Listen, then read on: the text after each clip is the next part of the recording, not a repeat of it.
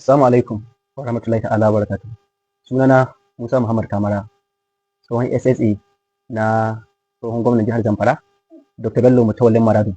Wannan ita ce appointment letter ɗita kuma har ya ƙara gwamnati babu inda aka ce an kore ni ko an dakatar da ni har muka ƙara gwamnati. Yanzu nake duba media nake ganin takarda tana yawo an yi ƙarar Malam Murtala Bello Asada, malamin musulunci, akan zargin ya ɓata ma shi ministan tsaro mai ci yanzu suna. Akwai wasu clip da na duba na gani na cikin karatutukan Malam Murtala Bello Asada. Ó dá o ẹjẹ́ ń kọ́kọ́ kí n fi ìkíni gbé yín wọlé ká tó mọ̀ dárúkọ súná náà ẹ̀ ní kí ló ń ṣe ọ̀gbẹ́ni Bobby tó fi Haúsá bẹ̀rẹ̀ ètò lónìí. Ó nídìí Yorùbá náà ló lọ tán bọ̀ wọ́n ní bí ò bá nídìí obìnrin ìjẹkumolu. Ó dá ẹ káàbọ̀ sínú ètò ìdílé aláyọ̀ tòní, lọ́mọdé lágbà lọ́kùnrin lóbìnrin. Mo kí yín káàbọ̀ sínú ọkọ̀ yìí. Ó dá ayọ̀ náà tá a fi bẹ̀rẹ̀ náà láàfi làjá. Ṣé ẹ wá rí arákùnrin tẹ́ ń gbọ́rọ̀ lẹ́nu rẹ̀ tẹ́ ń wò yìí, ẹ rí àwòrán Metawale lẹ́gbẹ̀ẹ́ rẹ̀, ẹni tó jẹ́ Minister of Defence for State tán pariwo lé lórí tí ẹnu ń kùn lẹ́nu ọjọ́ mẹ́ta wípé káàrẹ̀ Tinubu olódòdẹ kán lé kúrò lẹ́nu iṣẹ́ pé bí wọ́n ṣe lé ìkejì rẹ̀ bó tiẹ̀ jẹ́ pé ìyún lòun fi sẹ́lẹ̀ ni òun kọ́ fi sẹ́lẹ̀ torí ara òun ò dá, ara òun ò lé. Wọ́n ní káfọ́ náà lẹ́skíùsì tára rẹ̀ òfin ní dá, tára rẹ̀ òfin ní ilé tí ó fi sẹ́lẹ̀, ṣùgbọ́n àwọn kan bá a bẹ̀bẹ̀. Lára àwọn tí ń bá a bẹ̀bẹ̀ ní Fani Káyọ̀dé, ṣùgbọ́n arákùnrin tẹ̀ ń wò yìí kó ti fìgbà kan jẹ́ SA ní ìpínlẹ̀ Zamfara lábẹ́ ìṣèjọba nígbà tí Metawale wà ní orí oyè gẹ́gẹ́ bí gómìnà. Ṣé ẹ wá mọ̀ pé lẹ́nu ọjọ́ mẹ́ta arákùnrin kan gbé fọ́nrán kan jáde tó jẹ́ pé ṣéèkì kan ló tú gbogbo àṣírí Metawale tó sọ wípé ń bá àwọn agbésùnmọ̀mí jẹ, ń bá wọn mú, ń bá wọn ṣe wọlé wọ̀dí, ó tún ra mọ́tò fún wọn, wọ́n bá lọ́fíìsì rẹ̀ nígbà náà pé mọ́tò táwọn yẹn ń gùn káàkiri plate number rẹ̀ wọ́n sá sóríṣiríṣi ilẹ̀. Wọ́n ní Metawale ò ṣe méní kò ṣe méjì lẹ́nu ọjọ́ mẹ́ta yìí ló bá rí competition lòdì sí àwa àmọ́ bóyá DSS ló lò àbí ó gbalé ẹjọ́ lọ. Ó sà ní ó ti dìfẹ́ẹ̀mù òun, ó ti láìbẹ́ẹ̀lì òun, yóò sì fojú winá òfin wípé àwọn jọ tẹsẹ̀ bọ́ ṣòkòtò kan náà. Òun ló wá mú ẹsẹ̀ ìjáde tí ń sọ Haúsá lákọ̀lákọ̀. Ó gbẹ̀yìn tẹ́ bá gbá Haúsá tó fi bẹ̀rẹ̀ ẹ́ gbọ́, ṣùgbọ́n àwa náà ti rè mú báwọn tó gbọ́ dáadáa, wọ́n ti bá wa túmọ̀ ẹ̀. Ó sì mẹ́rìí jáde, gbogbo pépà tẹ́ rí tí ń mú jáde níkọ̀ọ̀kan èjèèjì yẹn wọ́n ní ẹ̀rí bó ṣe ra mọ́tò, gbogbo ẹ̀sùn tí ṣéèkì yẹn fi kàn án. Ṣéèkì kan lára àwọn ṣéèkì wọn, ìmáàmù wọn ni ló sọ̀rọ̀ yẹn lórí gbogbo ẹ̀rọ yẹn jáde. Ẹ rántí pé ìkànnú àwọn pásítọ̀ kan náà, young pastor à ń gbébọ̀ nísìn, òun náà sọ ń pa rẹ̀. Wọ́n ní gbogbo ẹ̀sùn yẹn pátápátá wọ́n ní ẹ̀rí rẹ̀ ti jáde báyìí. Arákùnrin ló sì mú ẹ̀rí rẹ̀ jáde, làwọn èèyàn bá ń pariwo náà, wọ́n ti create hashtag pé sack Metawale, sack Metawale, làwọn èèyàn bá ń bá wọn pín kiri. Mo lémi náà pín dọ́dọ̀ yẹn èèyàn mi o. Ṣùgbọ́n báyìí ẹjẹ́ á gbọ́rọ̀ lẹ́nu ìkànnú àwọn pásítọ̀ yẹn. Benue ló ti wá, rojú rẹ̀ ní ìsìn ẹ̀ dààmú. Ó sọ̀rọ̀ síwájú sí, ó ṣe lálàyé, ó fi encourage wa, bẹ́ẹ̀ náà ni ojú oyè wa yéké. Few days ago, I did a video on the atrocities of Metawale, the former governor of Zamfara State and the present Minister of State for Defense under the administration of Bola Tinubu. Many of you thought I was foolish. Many of you called me names, say I was this and that and all those. But it's not your fault. It's because you have been under bondage for a long time. And you have come to a stage where you come to love your bondage. You come to love your chains. And so I'm not bothered. But you see, the ignorance you are living in will destroy you quickly. It is for anyone at this time not to have an understanding of what is happening in Nigeria. You see, I am not the kind of man of God that just look at evil prevailing. Because of the fear of death, the fear of being arrested, the fear of being persecuted, I close my eyes and behave as if I don't see. No. Like I've always said, either we say the truth, we will die. Or if we don't say the truth, we will die. It is better we die in the truth, knowing that we die for the just cause. Because death will definitely come to us all. And for whatever platform God has given you, you must use it efficiently for the sake of the kingdom of God and for the betterment of the people of Nigeria. Now, later, just 2 days ago, I found out that video, the video I posted with that my post, the video of Malam Murtala Bello, that was the Islamic cleric that was exposing the atrocities of Metawale, all his involvement with the banditry, the sponsoring of banditry and all those. I found out that video was taken away from my phone. I've looked for it everywhere. I cannot find that video. Because even if I delete it, it will stay 30 days on my phone before it is finally deleted. There's a place where I can always restore every deleted item. And I check everywhere. I've searched everywhere for only that video, not only that video. It means he has paid some IT gurus who were able to do their magic to pull out that video from online. But you see, it has already done. I've already done what I want to do with it. I've exposed him, and also the video is on my previous video. If you have not seen that previous video, go and watch it. Now, also, there's a new video that I'm going to play for you now. It's in Hausa, but because it's in Hausa, many of you don't understand. And it is a revelation by a man that served as the SSA, as an SSA under Metawale's government. He was an SSA to Metawale, and every transaction, all their dealings with the bandits, the man has it there. And for many of you that don't understand why the video is playing here, I'll tell you everything because I understand Hausa, and I'm going to tell you everything that the man is saying.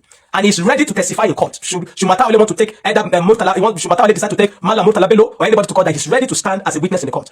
His name is Musa Mohammed Kamara, an SSA. He showed his appointment letter stating that this is his appointment letter, that he was appointed as an SSA to Metawale during his 8 years period as governor of Zamfara State. He was an SSA to the government.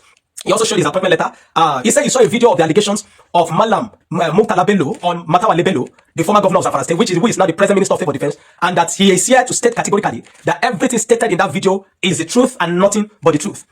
He said that it was on the order, that everything they did, that they were the one doing it, they were the errand boys that were acting on the order of Metawale to deal with the bandits. They were the one buying cars for them. He said that they bought cars, not just car, they bought cars. He stated clearly that they bought cars for Kachala Alilu, they bought cars for Bello Turji, they also bought cars for Ado Alero. They were the one doing the work because they were acting on the capacity as SSA on the order of the governor. They were the one buying it and giving. So this is not this is not information from somebody that is reporting from somebody. They say no. He's stating categorically that they were the one doing the job for Metawale. So it is denied. He also said that he was the one they gave the contract to distribute Dusa. Many of you might not know what Dusa is. Dusa is a shaft from corn.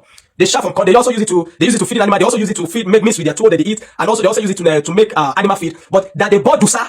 He was the one that collected the contract of Dusa, and he brought his bank statement. This is bank statement. He's showing the bank statement. You might not go through that video, you see. He's showing the bank statement for the Dusa that was bought. And he said he was the one that distributed to every bandit in the 14 local government of Zamfara State. Each costing at the rate of 33 million, all together 42 million naira.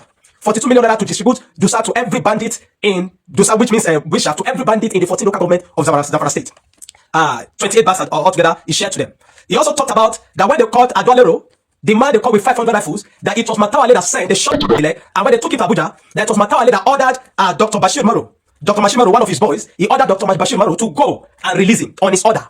This is the man that is serving as a Minister of State for Defense under Tinubu. He said he also talked about that they bought house for Bello Turji, that the house, in fact, that he was the one that facilitated that transaction.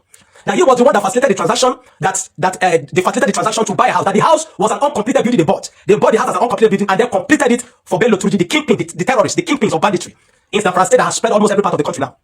Now, he said coming out to deny all these things is an insult to his intelligence. It means that plain on the intelligence, but for Metawale to come out and deny this is an insult to their intelligence because they were the one that were acting on his order to carry out all those things. He also talked about that, in fact, that Malam Murtala Bello did not even mention some things.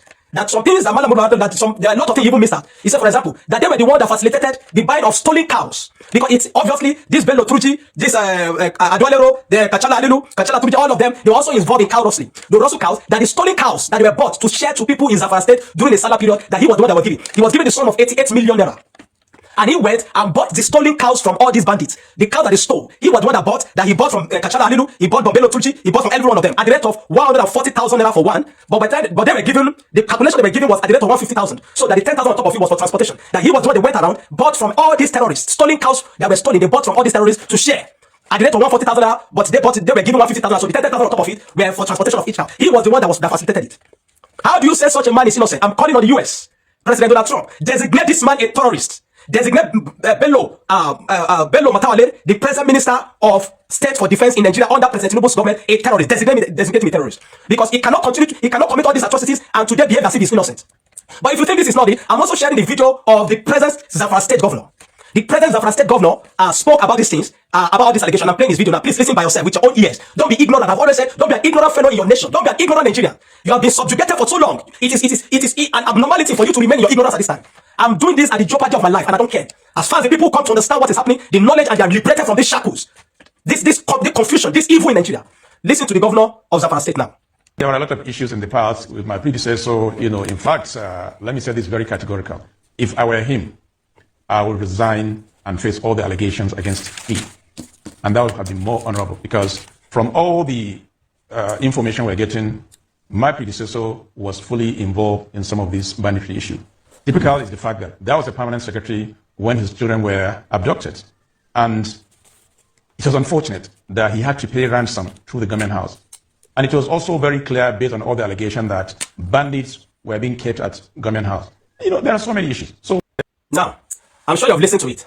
You have listened to what the present governor of Zamfara State has stated there. Is it not logical for President Tinubu to step the man down, to relinquish him of his appointment, to make him stop that and go through the interrogation process? ẹ wo ẹ̀yin èèyàn mi ẹ mọ bínú bẹbí náà ṣe lanú lẹbi go tàdáàrí tí mò ń gbọ́rọ̀ rẹ̀ o ó wá tún jọ tuntun létí mi torí ibo tiẹ̀ ṣe gbé wa débẹ̀ mo kàn fẹ́ sọ lérèfé tẹ́lẹ̀ ni àyà ló ní mo gbọ́dọ̀ play ẹ̀ ó gùn díẹ̀ lóòótọ́ ṣùgbọ́n ẹ jọ̀ọ́ ìṣòro nàìjíríà náà gùn ẹni tó bá gùn náà solution tó gùn náà ni ìṣòro tó gùn ní ìdí torí ẹ̀ la ṣe play gbogbo ẹ̀ tán báwọn bóyá lẹ́yìn gbogbo atótónu yìí á wà á wò gbèsè ìjọba ààrẹ olódò dẹ̀ bóyá wọ́n torí wọ́n fẹ́ ṣe lẹ́ẹ̀kejì wọ́n gbójú kò lára bí ó sì ṣe àwọn ilé ìgbìmọ̀ asòfin yín pàápàá jùlọ àpábíò senate president yín ti sọ wípé ṣé ni Trump dúró lé àwọn lọ́rùn báyìí kò wá ní dúró lé yín lọ́rùn nínú ìṣèjọba yín wọ́n ti ń pariwo kíní yìí ti pẹ́ àwọn orúkọ dà báyìí àwọn orúkọ dà àwọn tí ń fìnáǹsì Boko Haram tí ń fìnáǹsì gbogbo àwọn kíní ẹjọ́ ọmọ náà ṣe wá fẹ́ jàjà ṣẹ́gun lórí wípé wọ́n fẹ́ borí Boko Haram sójú òtí àwọn irú àwọn Sàtánì Sókótó nǹkan kan báwọn àtàwọn olórí wọn àwọn Magban àwọn Fúlàní herdsmen àwọn Miyetti Allah àwọn tó kóra wọn jọ pé sàríà o wọn ní gbà kán ìrèèsì ẹ ohun tán ti ìrèèsì kẹ́ ẹ tó mọ bí ṣe ń lọ ibi tó ti ẹ̀ wá ṣe mí ń kàyéfì jù níbi tó ti sọ wípé gbogbo àwọn pé wọ́n tó máa jí ẹran màálù gbogbo ẹ̀yìn oúnjẹ kújẹ onímàálù wọ́n náà tó máa jí màálù náà bá ti pa àwọn onímàálù tán wọ́n á gba màálù wọn òun náà tún wá náà tún lọ ń rà fáwọn tó fẹ́ ṣe léyà màálù tán jí tán pa àwọn tó ní òun ní Metawale wọ́n ṣe fẹ̀sùn kàn án pé òun náà tún wá lọ ń rà ilé ìní agbára mo tún gbọ́ lẹ́nu gómìnà wọn ó wà ń bẹ̀ ní ìsìn the president governor òun ló fẹ̀sùn kan Metawale yẹn kó yẹ kó kó ń bẹ̀ bá a bá gbàdí ó de lórí ọ̀rọ̀ Metawale ó tó bẹ́ẹ̀ ojú bẹ́ẹ̀ lọ sùn mẹ́mọ́jà pẹ́ ń bẹ́ o a mọ̀ wo decision tán take a sì mọ̀ wípé ìjọba American listen gbogbo àwọn kìíní wọ́n document ẹ̀ Ọ̀gbẹ́ni tó sọ̀rọ̀ yìí kò rán wọn.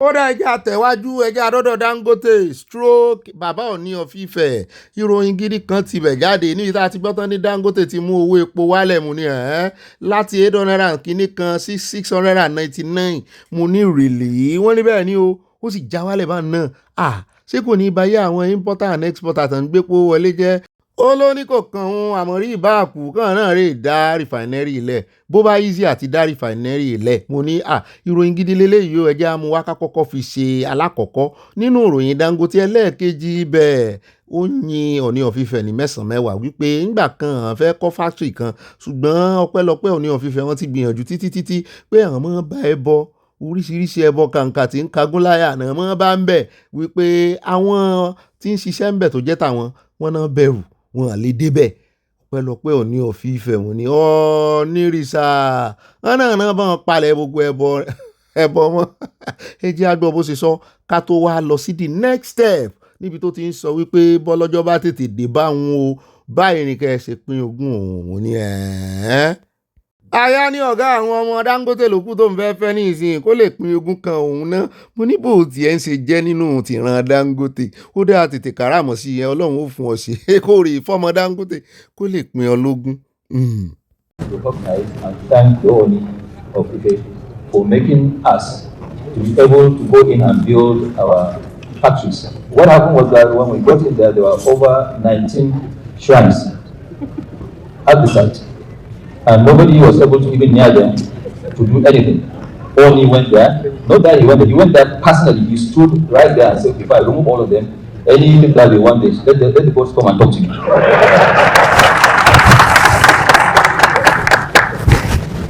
Royal Majesty, I want to thank you from the bottom of my heart, because without that simpler act of yours, I don't think we would have actually been able to even build the family, not to talk about this fertilizer. So thank you very much. ó náà lẹ́tí gbọ́ yẹn oṣù báwọn ọmọ Yorùbá kan bínú wọ́n ní kí ló dé tí Ọọ̀ni of Ifẹ̀ ó ṣe rán àwọn alálẹ̀ iṣẹ́ nítorí pé wọ́n fẹ́ fún Dangote láàyè mo ní kì í ṣẹ̀bi wa àwa Yorùbá kó èèyàn mọ́ra ẹ jẹ́ kó bẹ̀ jẹ́ agbọ́ bó ṣe sọ̀rọ̀ lórí bí wọ́n ṣe pín ogún òun bóun ò bá sí láyé mọ́. We run for generations of the Dangote family is grounded in my formal commitment to allocate 25% of my wealth to my foundation, which is currently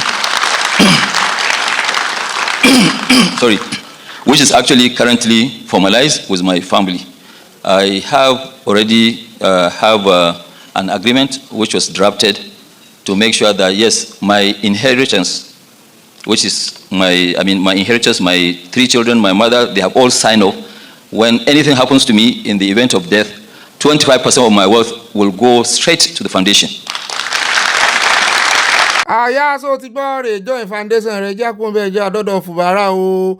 ìròyìn ti minister of aviation ìyẹn Keyamo ńlá kọ̀ọ̀kan mú wa ń bí ká tó mú gbàgbádẹ́kùn kedere tó bẹ̀wò nínú àkójọpọ̀ ròyìn níbi tí minister of aviation ìyẹn Keyamo tó ti gahùn sókè oúnjẹ bí ẹni pé òun ni ààrẹ Tinubu ìjọba ààrẹ Tinubu ìyẹn APC rán lọ síbẹ̀ pé kánrè witness kánrè ìfojú ló ń jẹ bí fùbárà ṣe wọnú ẹgbẹ́ àwọn ní tòótọ́ tí ìṣepò kan fọ̀rọ̀ ẹnu ṣe arífùbárà náà níbi tí ó ti ń sàìn káàdì wọn bẹ́ẹ̀ náà ló ń gara ó lóun ní nọ́mbà 1 báyìí ìjà sí wà láàrin òun àti Wike o ẹ gbọ́ kúlẹ̀kúlẹ̀ rẹ̀ ní àkójọpọ̀ ròyìn lónìí o ṣùgbọ́n eléyìí tá a fẹ́ mú wá fún yín bì níbi tí Keyamo ti sọ̀rọ̀ tó sọ wípé ọ̀pọ̀lọ́ làwọn fẹ́ pa tẹ́lẹ̀ kí ni ìwò àwọn tán fẹ́ fi mú ọ̀pọ̀lọ́ kọ̀ọ̀kan kankan náà rò pé ìwò àwọn ò gbé ṣùgbọ́n ẹja ńlá ní ìwà àwọn gbé mo lọ́rọ̀ ti dọ̀rọ̀ di báńjì bangali nù o ẹ̀já ńlá.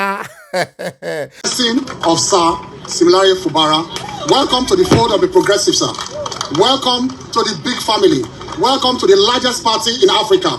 I was there this morning when you received your membership card. And as a true son of the South, may I say that we want to thank Mr. President. I cannot live here without thanking Mr. President for all he has done for the people of Rivers State, for all he has done for the people of the South. It has never been this good for the South. From zero, we started from zero in 2015. Now, we are 6/6 in the South for the ruling party. And traditionally, Rivers State has never been in opposition. I will not conclude without warmly welcoming the latest catch we have in the APC. The latest catch. We set a trap to catch a frog. We caught an elephant. We caught an elephant in the person of Sir Similare Fubara. Welcome to the fold of the progressive, sir. Welcome to the big family. Welcome to the largest party in Africa. I was there this morning when you received your membership card. ṣùgbọ́n ẹ jẹ́ á sọ gbogbo ẹ̀dínú àkójọpọ̀ ìròyìn ká gbọ́ bí Fubara bó ṣe ń gara pé òun ní nọ́mbà 1 báyìí òun ti súnmọ́ lódò dẹ pé òun ti yí ọwọ́ anybody dànù náà bá tún fẹ̀sùn kàn án ìyẹn ilé ìgbìmọ̀ asòfin ní Rivers ọ̀rọ̀ tún ti fẹ́ mọ replay ara rẹ̀ mo ní sáàtún rí season mi wò báyìí Fubara yìí ò lọ́rọ̀ ọ̀dọ́ pò nífẹ̀ẹ́ Wike láti bí sọ̀hún. ó dáa ní báyìí ẹja sún síwájú súnsún láyé gbẹ ẹja dàkúrẹ́ o sẹ́rí ní tí àwọn bandits yóò dálẹ̀ bọ́n ṣe ń gbìyànjú láti dá ẹjọ́ ọkú fún wọn tó bọ́n ṣe ń gbìyànjú láti gbéná wojú wọn tó bẹ́ẹ̀ náà ni agbára wọn lè sí o wọ́n ní ẹ̀yin ará Àkúrẹ́ ẹ mọ́ fi gbogbo ara sùn o ẹ mọ́ sàsùn píye o Àkúrẹ́ olóyè mẹ́kun òmùdá sílẹ̀ mógun ẹnu pa ni wọ́n ní ẹ mọ́ múdà yín lẹ̀ wọ́n o bẹ́ẹ̀ bá lè mú ìbọn mọ́dà gbogbo ohun tẹ́ ẹ bá lè mú láti dìfẹ́ǹdì ara yín according to òfin Nàìjíríà ní o àwọn oníkẹ́rì mú tí náà ní tófin ò fọwọ́ sí o ṣùgbọ́n lọ́rọ̀ kan wọ́n ní a ta yín lólobó wọ́n ní a sọ fún yín wípé ó ń bọ̀ àwọn ládẹ́ẹ̀dẹ́ o wọ́n ní ikú tó ń pa ojúgbà ẹni òwe ní pa fún ni tó bá ti dé Kwara tó ti ń wọ Èkìtì mọ́ Kogi wọ́n ní kẹ́yìn náà mọ́ múra rẹ̀ lẹ́ o wọ́n mú kanú wọn ẹ jẹ́ á gbọ́ bó ṣe lọ ná. na so na Akure we dey o wey God dey take plenty see as people plenty here na Akure we dey be careful guys be careful some people outside there wearing soldier cloth and they are not soldier be careful guys be careful guys I need to post this I will make sure I post this look at ẹwẹ ntọ́nà wọ́n lọ gbé aṣọ wọ̀ wọ́n lè ṣe sójà bí bá ní ṣe máa ń bẹ̀rẹ̀ lélẹ̀ you guys should try to be careful please. Richard? Daddy? Yes? Daddy? Yes, my son. How can you not stand? What? How can you not stand?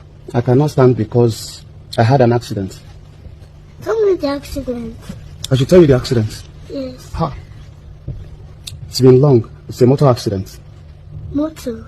Yeah, it's a motor car accident. Tell me. I should tell you. It was on December 12th, 1997.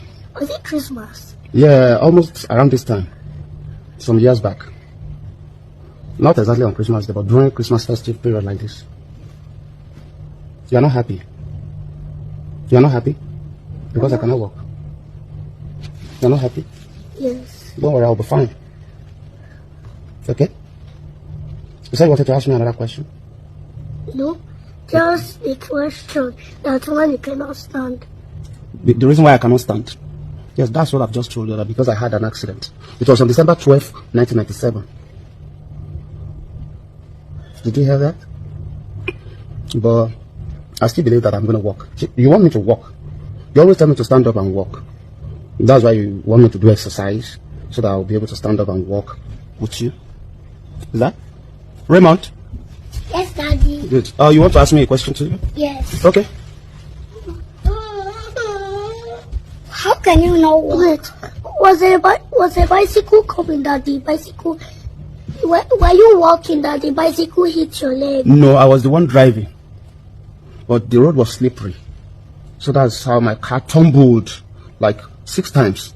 And it ended in a pit. It ended in a bush and in a deep pit. In the water? Not water. Inside the bush. Inside the bush? Yes. So how can you not walk? 2 pieces. The reason why I cannot walk is because I had an accident.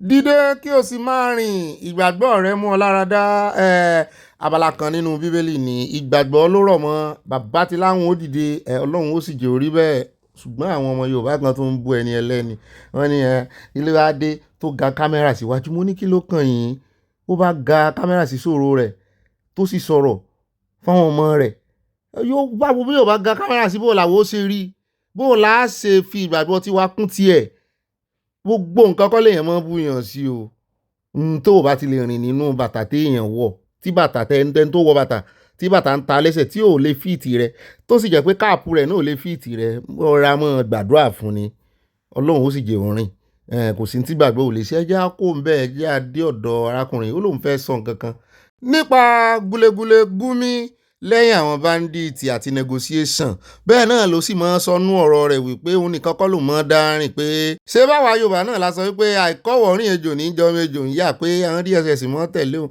àwọn ọlọ́pàá mọ́ tẹ̀lé òun wọnú igbó arákùnrin ló wá lóun ní ìbéèrè kan fún gbogbo wa tá a ronú jinlẹ̀ pé àwọn DSS ti ń tẹ̀lé wọnú igbó kí ló dé tán náà ò padà rè mọ́ báńdíìtì location tó mú ọ lọ. The DSS is with him, police is with him, NDI is with him, every security apparatus is they are with him. So if you are with him, then you know the destination or the location of the bandit. This thing started in a little form. It started with Mohammed, with bows and arrow. Then you want to ask yourself, how did they get guns and machineries? And so even when I was speaking in Europe, and when I was asked this same question, I said, look, Nigerians don't produce guns. We don't even have the capacity, with all due respect. We don't even. But here we are, we have some of the most sophisticated weapons. Somebody is bringing them in. Somebody is financing them in. Even when Donald Trump said he was going to march into the country and all of that, the question I always ask is that, find out who are supplying this bandit with these guns. Cut off the supply.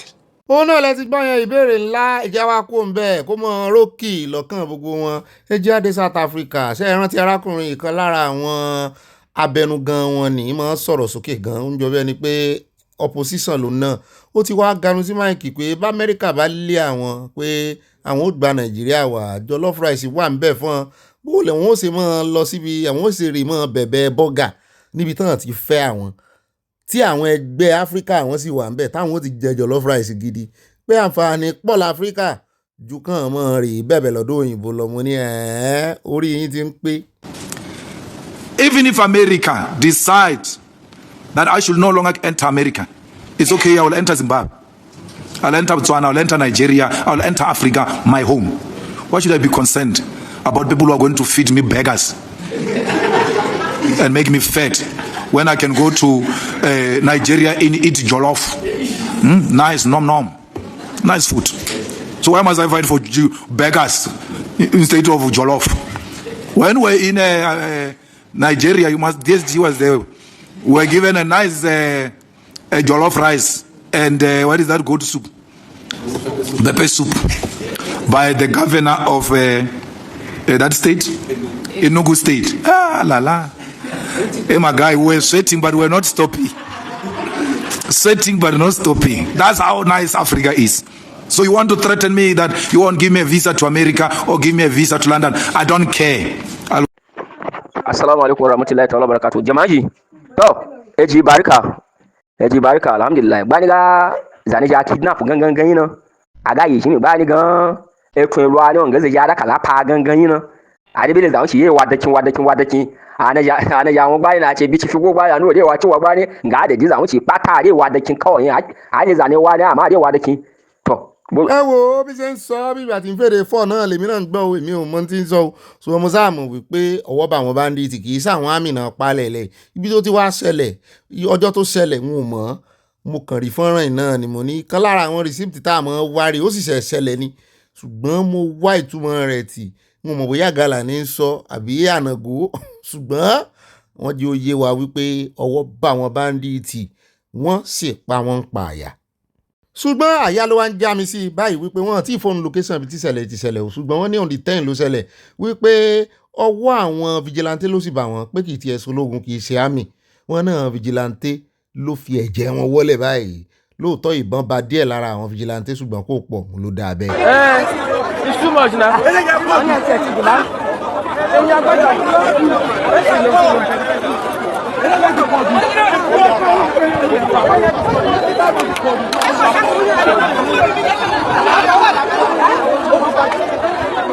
kọ́lọ̀ ọmọ sọ́wọ́ omi àdìo náà níyùn ti ṣẹlẹ̀ lórí ọ̀rọ̀ ti àwọn delegates tó wá láti USA a fún yín ní rìpọ́ọ̀tù lórí ẹ̀ update lórí ẹ̀ bẹ́ẹ̀ náà ni nípa ṣíìpù kan ṣíìpù Nàìjíríà tán ní ọwọ́ bà l'Amẹ́ríkà tí Trump sì ti sọ wípé kán mú mọ́lẹ̀ ṣùgbọ́n ẹjẹ́ asáré yà lọ́dọ̀ Nicki Minaj inú Abala Lerefe àfẹ́pẹ́ ń bí yòókù ẹ̀ mọ́ bá nú àkójọpọ̀ ròyìn níbi tí Nicki Minaj ti ní bí náà ò bá tán láṣọ àti lórí ẹ̀jẹ̀ ìtàn lè kánná wípé òun ò ní dákẹ́ òun ò ní sinmi ariwo òun ò ní sinmi àgbàgà àfìgbà tí àwa Kristẹni Nàìjíríà tá a bá rí mú mi ó pariwo sókè gan-an ju àwọn tí nǹkan ń ṣẹlẹ̀ sí lọ Kristẹni ilẹ̀ Yorùbá àwọn ń wòran aráàlú èbó ni wọ́n ń gbèjà àwọn ti Middle Belt ó dáa ẹ jẹ́ àpò òǹbẹ́ olórí ọ̀rọ̀ ti Middle Belt náà látún ti rí i tán ní gómìnà ilẹ̀ Haúsá wọ́n ti kóra wọn jọ wọ́n pé bìrìkòtò wọ́n ní àwọn ò ní gbà kí Middle Belt padà wáyé pé orúkọ rẹ̀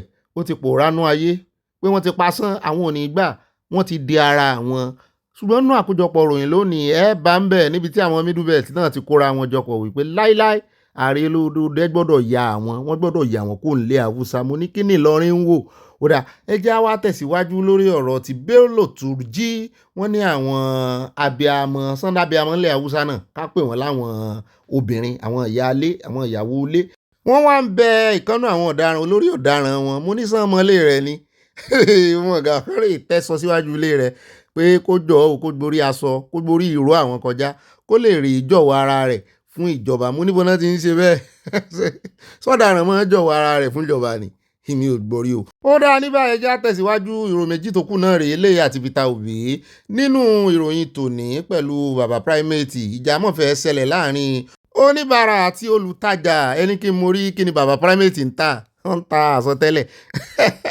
wọ́n láwọn àti Adédìbú Pẹ̀nkẹ́lẹ́mẹ́sì tó fẹ́ ṣe gómìnà lọ́sùn ní Ọ̀yọ́ wọ́n náà wọ̀dì mú lórí ọ̀rọ̀ wípé mo ríran sí ọ ò ríran sí mi ó ra àsíá tó lé ní igba kinní kan ó pè ló kinní gbogbo ẹ̀ ṣàjẹ́ 150 million naira wọ́n ní Pẹ̀nkẹ́lẹ́mẹ́sì bá fi ẹ̀sùn kàn wọ́n wípé kí ló dé tẹ́ ẹ̀ mọ̀ mú ọ̀rọ̀ ọ̀hún sẹ́nu nínú ìjọ yín sóun jọmọ ṣọ́ọ̀ṣì yín ni ṣùgbọ́n bàbá ti wá dá lóhùn ìdáhùn la kọ́kọ́ fi léwájú gbogbo ohun tí Pẹ̀nkẹ́lẹ́mẹ́sì wá sọ ọmọ wọn ni o ẹ gbọ́nú àkójọpọ̀ ròyìn ṣùgbọ́n bàbá ti ní I didn't ask Adelabu for money wọ́n ní ó desperate pòun ló fẹ́ ṣe gómìnà àwọn náà sì ti ń tó mọ̀ jẹ àwọn ti sì ó rẹ̀ ẹja kó ń bẹ́ẹ̀ ẹ̀fẹ́ ẹja fi léyìí káfíńdé ládé ẹja dọ́dọ̀ Peter Obi níbi tó ti ganu sí máìkì lórí ọ̀rọ̀ àwọn àlùmọ̀jèrì ìròyìn sì pọ̀ ń bẹ̀ lónìí àmú àwọn ẹ bá gbọ́yè tó fẹ́ ná sórí àwọn àlùmọ̀jèrì pé kankan kọ́ kúránì kan sì mọ odidi kúránì sínú ọpọlọ wọn mo ní ẹ kò sí nǹkan mi tán lè kọ́ adúrò owó ìlẹ́fẹ́ ná 3.9 billion ṣùgbọ́n Peter Obi ní òun fẹ́ sọ̀rọ̀ lé lórí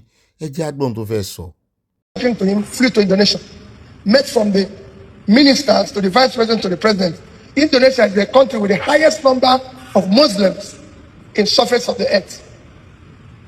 When I finished there, I went with 2 Muslims. One of the people I went who was not a Muslim was him. And he was there when I asked the Muslims, did you see any Al-Majri here? They said no. So I asked the president, why don't you have people who are begging all over the place?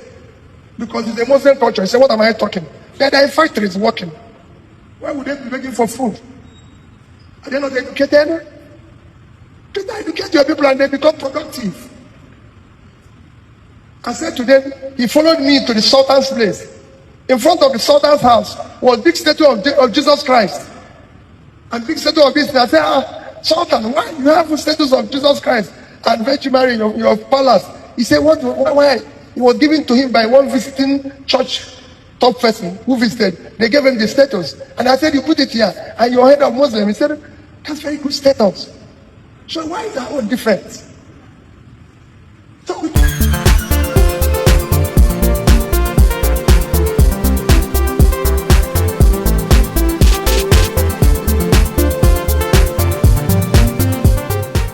àní bá ṣe ń jayé o àní bá ṣe ń jayé nìyẹn àní bá ṣe ń jayé lágbà payé kan pa ládẹ ń jayé lágbà payé gbẹ̀gẹ́ torí wòjẹwòjẹ ló máa ń jẹ àjẹtán àní wòmùwòmù ló máa ń mu àmútán àní bá ṣe ń jayé nìyẹn o bá ṣe ń jayé lágbà payé kan pa ládẹ ń jayé lágbà payé gbẹ̀gẹ́ torí wòjẹwòjẹ ló máa ń jẹ àjẹtán àní wòmùwòmù ló máa ń mu àmútán ó yá ògún ẹ̀yìn wo kó má padà tọrọ jẹ ariwo kọ́ wọn kì í fẹnu ṣe owó la fi ń ṣe é alẹ́ ni tó fọgbọ́n jayé ló máa ń padà jọmọ ayé sáyé pọ̀ ẹrú kú padà jayé tán ọmọ ayé sáyé pọ̀ ẹrú kú padà jayé tán o ọmọ ayé sáyé pọ̀ ẹrú kú padà jayé tán èmi náà fẹ́ lọ lóní ti king of music ní bàbá wa Saheed Òṣùpá ó súnmọ́ díẹ̀ àbí ó dẹ́ bá ń gbà bẹ́ẹ̀ àwa náà jayé lọ London a tún jayé padà ilé adúpẹ́ lọ́wọ́ ọlọ́run ló là lọ òun náà ló làbọ̀ mo wá dáwọ́ pé ìyìn ògo padà àwa ti dé àbẹ́tẹ̀ wa àwa náà ti dé támàkì wa padà bí ohun mi là ó já gèrègé bá orí náà ní ibà gbọ́n débà ibà kangaroo àbẹ́ẹ̀ rí ibà kango di kangaroo èmi náà ń pè ní ibà wòjẹwòjẹ wòmùwòmù ní jayé tán láṣẹ ọlọ́run Èdùmàrè torí ẹni tó bá fọgbọ́n jayé ló máa padà wájọ máa yé ẹni tó bá fọgbọ́n Mr. Saheed Òṣùpá ẹni tó bá fọgbọ́n jayé ló máa padà wájọ máa yé abẹ́rẹ́ ẹrú kú jayé pọ̀ ń pa wá ṣíà bá gbogbo ẹwọ́nú ara wọn ni èmi náà ń pè ní ibà rìn gínìgínì tí kú míyàn tí kú yorùn gínìgínì ibà ìfẹsùnwọ́pọ̀ ibà sàn báyìí láàrin ajé ní mú ní pẹ́kọ̀rọ̀ owó bá ti kófìrí pé èèyàn kan rìn sàn pẹ̀lú rẹ̀ ìwọ náà jọ ọmọ sí mistake rìn sàn pẹ̀lú rẹ̀ gba lésì mọ́nà tán kọ́ ọmọ bá gba lésì mọ́ níyà èmi náà ń pè ní ibà àlẹ́jẹ́lì ibà rìpọ́tẹ́lì gbogbo tẹ́ bá gbọ́ lórí ìkànnì kí ni ó àlẹ́jẹ́lì àrìpọ́tẹ́lì ni ó àwọn òtẹ́nu àbùkù báyìí kankan bẹ́ẹ̀ náà lè pè mí ní ibà pàpà parada níbi táyà ti ń parada tí ń dọ̀gá rẹ̀ ọ̀gá rẹ̀ parada òdá ìyanu abala comment section abẹ́lẹ̀ yẹn lólùfẹ́ wa èmi náà ni mò ń jẹ́ ibà pàkọ́kọ́ àwọn òkúkẹ́ ọkọ̀ àwọn sweet 16 ibà London náà abẹ́ẹ̀rí nǹkan gbogbo ẹ̀yin tẹ́ yọjú sí mo dúpẹ́ lọ́wọ́ yín ẹ̀yin tí ò sáàyè fún náà mo dúpẹ́ lọ́wọ́ yín o àmọ́ ọ̀run orí bára wa ṣe o ẹ mọ̀ wọ̀rí àwa tá àríra lọ́tẹ̀ ìyá àríra ní táìmù mi gbogbo ẹ̀yin tí ẹ wá tá a wá rí ọ̀pọ̀lọpọ̀ wọn gan ni wọn ikọ̀ kọ́mẹ̀ntì ọ̀pọ̀lọpọ̀ wọn kò sorúkọ wọn ń bẹ ó yà ń lẹ́nu gan nígbà tí mò ń gbọ́ bọ̀bì ní O2 Arena mo ní ta ní in fact èmi àti èèyàn kan lájọ gun kíní tẹ́ rí òun mo ní wọ́n ní ká mọ́ dákọ̀ àwọn ká mọ́ sọ àwọn in fact wọ́n tún fún alẹ́bùn mo dúpẹ́ lọ́wọ́ yín o ṣùgbọ́n àyà ń bínú sí ọ̀pọ̀lọpọ̀ yín UK ó ní torí yín ló ń ṣe wá òun fi yín sí suspense ní àwọn kan ní àyà ò tẹ̀lé yín àyà ò ní ò tẹ̀lé mi bí ìgbìn bá fà ìkárà wọn àtẹ̀lé lèmi àtàyà sáà kàròyìn London ni ta ní gbéròyìn wá ẹ̀kọ́ tí àyà ni ó dá ìmọ̀jáde náà pẹnu ká mọ́ boko lọlé olóró mo dúpẹ́ lọ́wọ́ gbogbo ẹ̀yin Londoners Londoners bọ̀ làwà àti padà sí àbẹ́tẹ̀ wa ó dá o gbogbo eléyìí tẹ́ bá pàdé inú Abala Lerefe ó ti dàfẹ́ yín tẹ̀gún fi sọjá mọ́ wọlé ńkọ̀ọ̀kan ìjèjì nínú abala àkórí ìròyìn alákọ̀ọ́kọ́ ń bẹ̀ ẹjẹ́ àkọ́kọ́ dé alákọ̀ọ́kọ́ ń bẹ̀ ìròyìn tá a mọ̀ fi léde tá a mọ̀ fi dàmú tútù wájú eléyìí ṣèyàn káyè fi níbi tá a ti gbọ́ ẹran ti arábìnrin kan Maryam tí wọ́n pardon prétend fún presidential pardon láìpẹ́ láì jìnnà yìí ìgbà tí ariwo pọ̀ lórí rẹ̀ ààrẹ Tinubu dá padà díẹ̀ sẹ́yìn wọ́n ní wọ́n sọ di life sentence fún ilé ẹjọ́ gíga pátápátá tó tí ò sí bómi ìtàn lè gbé lọ́mọ́ wọ́n ti dá padà sí ìdájọ́ kú o àwọn èèyàn tí wọ́n fẹ́ mọ́ bá a káàánú mú ní ẹbẹ́yìn lẹ pariwo láìpẹ́ ó dá ààfin ilẹ̀kùnrẹ́rẹ́ tó fà bẹ́ẹ̀ ni bàbá kún bẹ́ẹ̀ tán à ń lọ sọ́dọ̀ Real Murray ó ti padà sí Amẹ́ríkà lára àwọn delegate tí Trump rán wá sí Nàìjíríà tẹ́ ẹ bá gbọ́ ohun tó sọ eléyìí ó kó bá Nàìjíríà dì mọ́ ni o ó ní gẹ́lẹ́ tó ń kó Nàìjíríà náà Fúlàní wọ́n tún dáná yá àwọn Kìrìsìtẹ́nì pé wọ́n lọ́rọ̀ gbọ́ pé ojúbọ̀rọ̀ òṣìṣẹ́ gbọmọ lọ́wọ́ èkùrọ̀ wọn pọ́n ti ṣetán báyìí pé òun kọ rìpọ́ọ̀tì òun lọ́wọ́ gbogbo ohun tó wá já wa sí bẹ́ẹ̀ náà ní ń lọ látòrí tẹlifíṣàn kan dé kan l'Amẹ́ríkà ń bẹ̀ náà ni a mú ìròyìn wá fún yín lẹ́kùnrẹ́rẹ́ bàbá ti wá kó ń bẹ̀ tán a lọ tààràtàrà sí middle belt wọ́n ní ẹ mọ̀ pé àwọn ní north ẹ mọ̀ kó àwọn pọ̀ mọ́ ẹ mọ̀ kọ́ ọmọ ẹyẹ lépọ̀ mẹ́díyẹ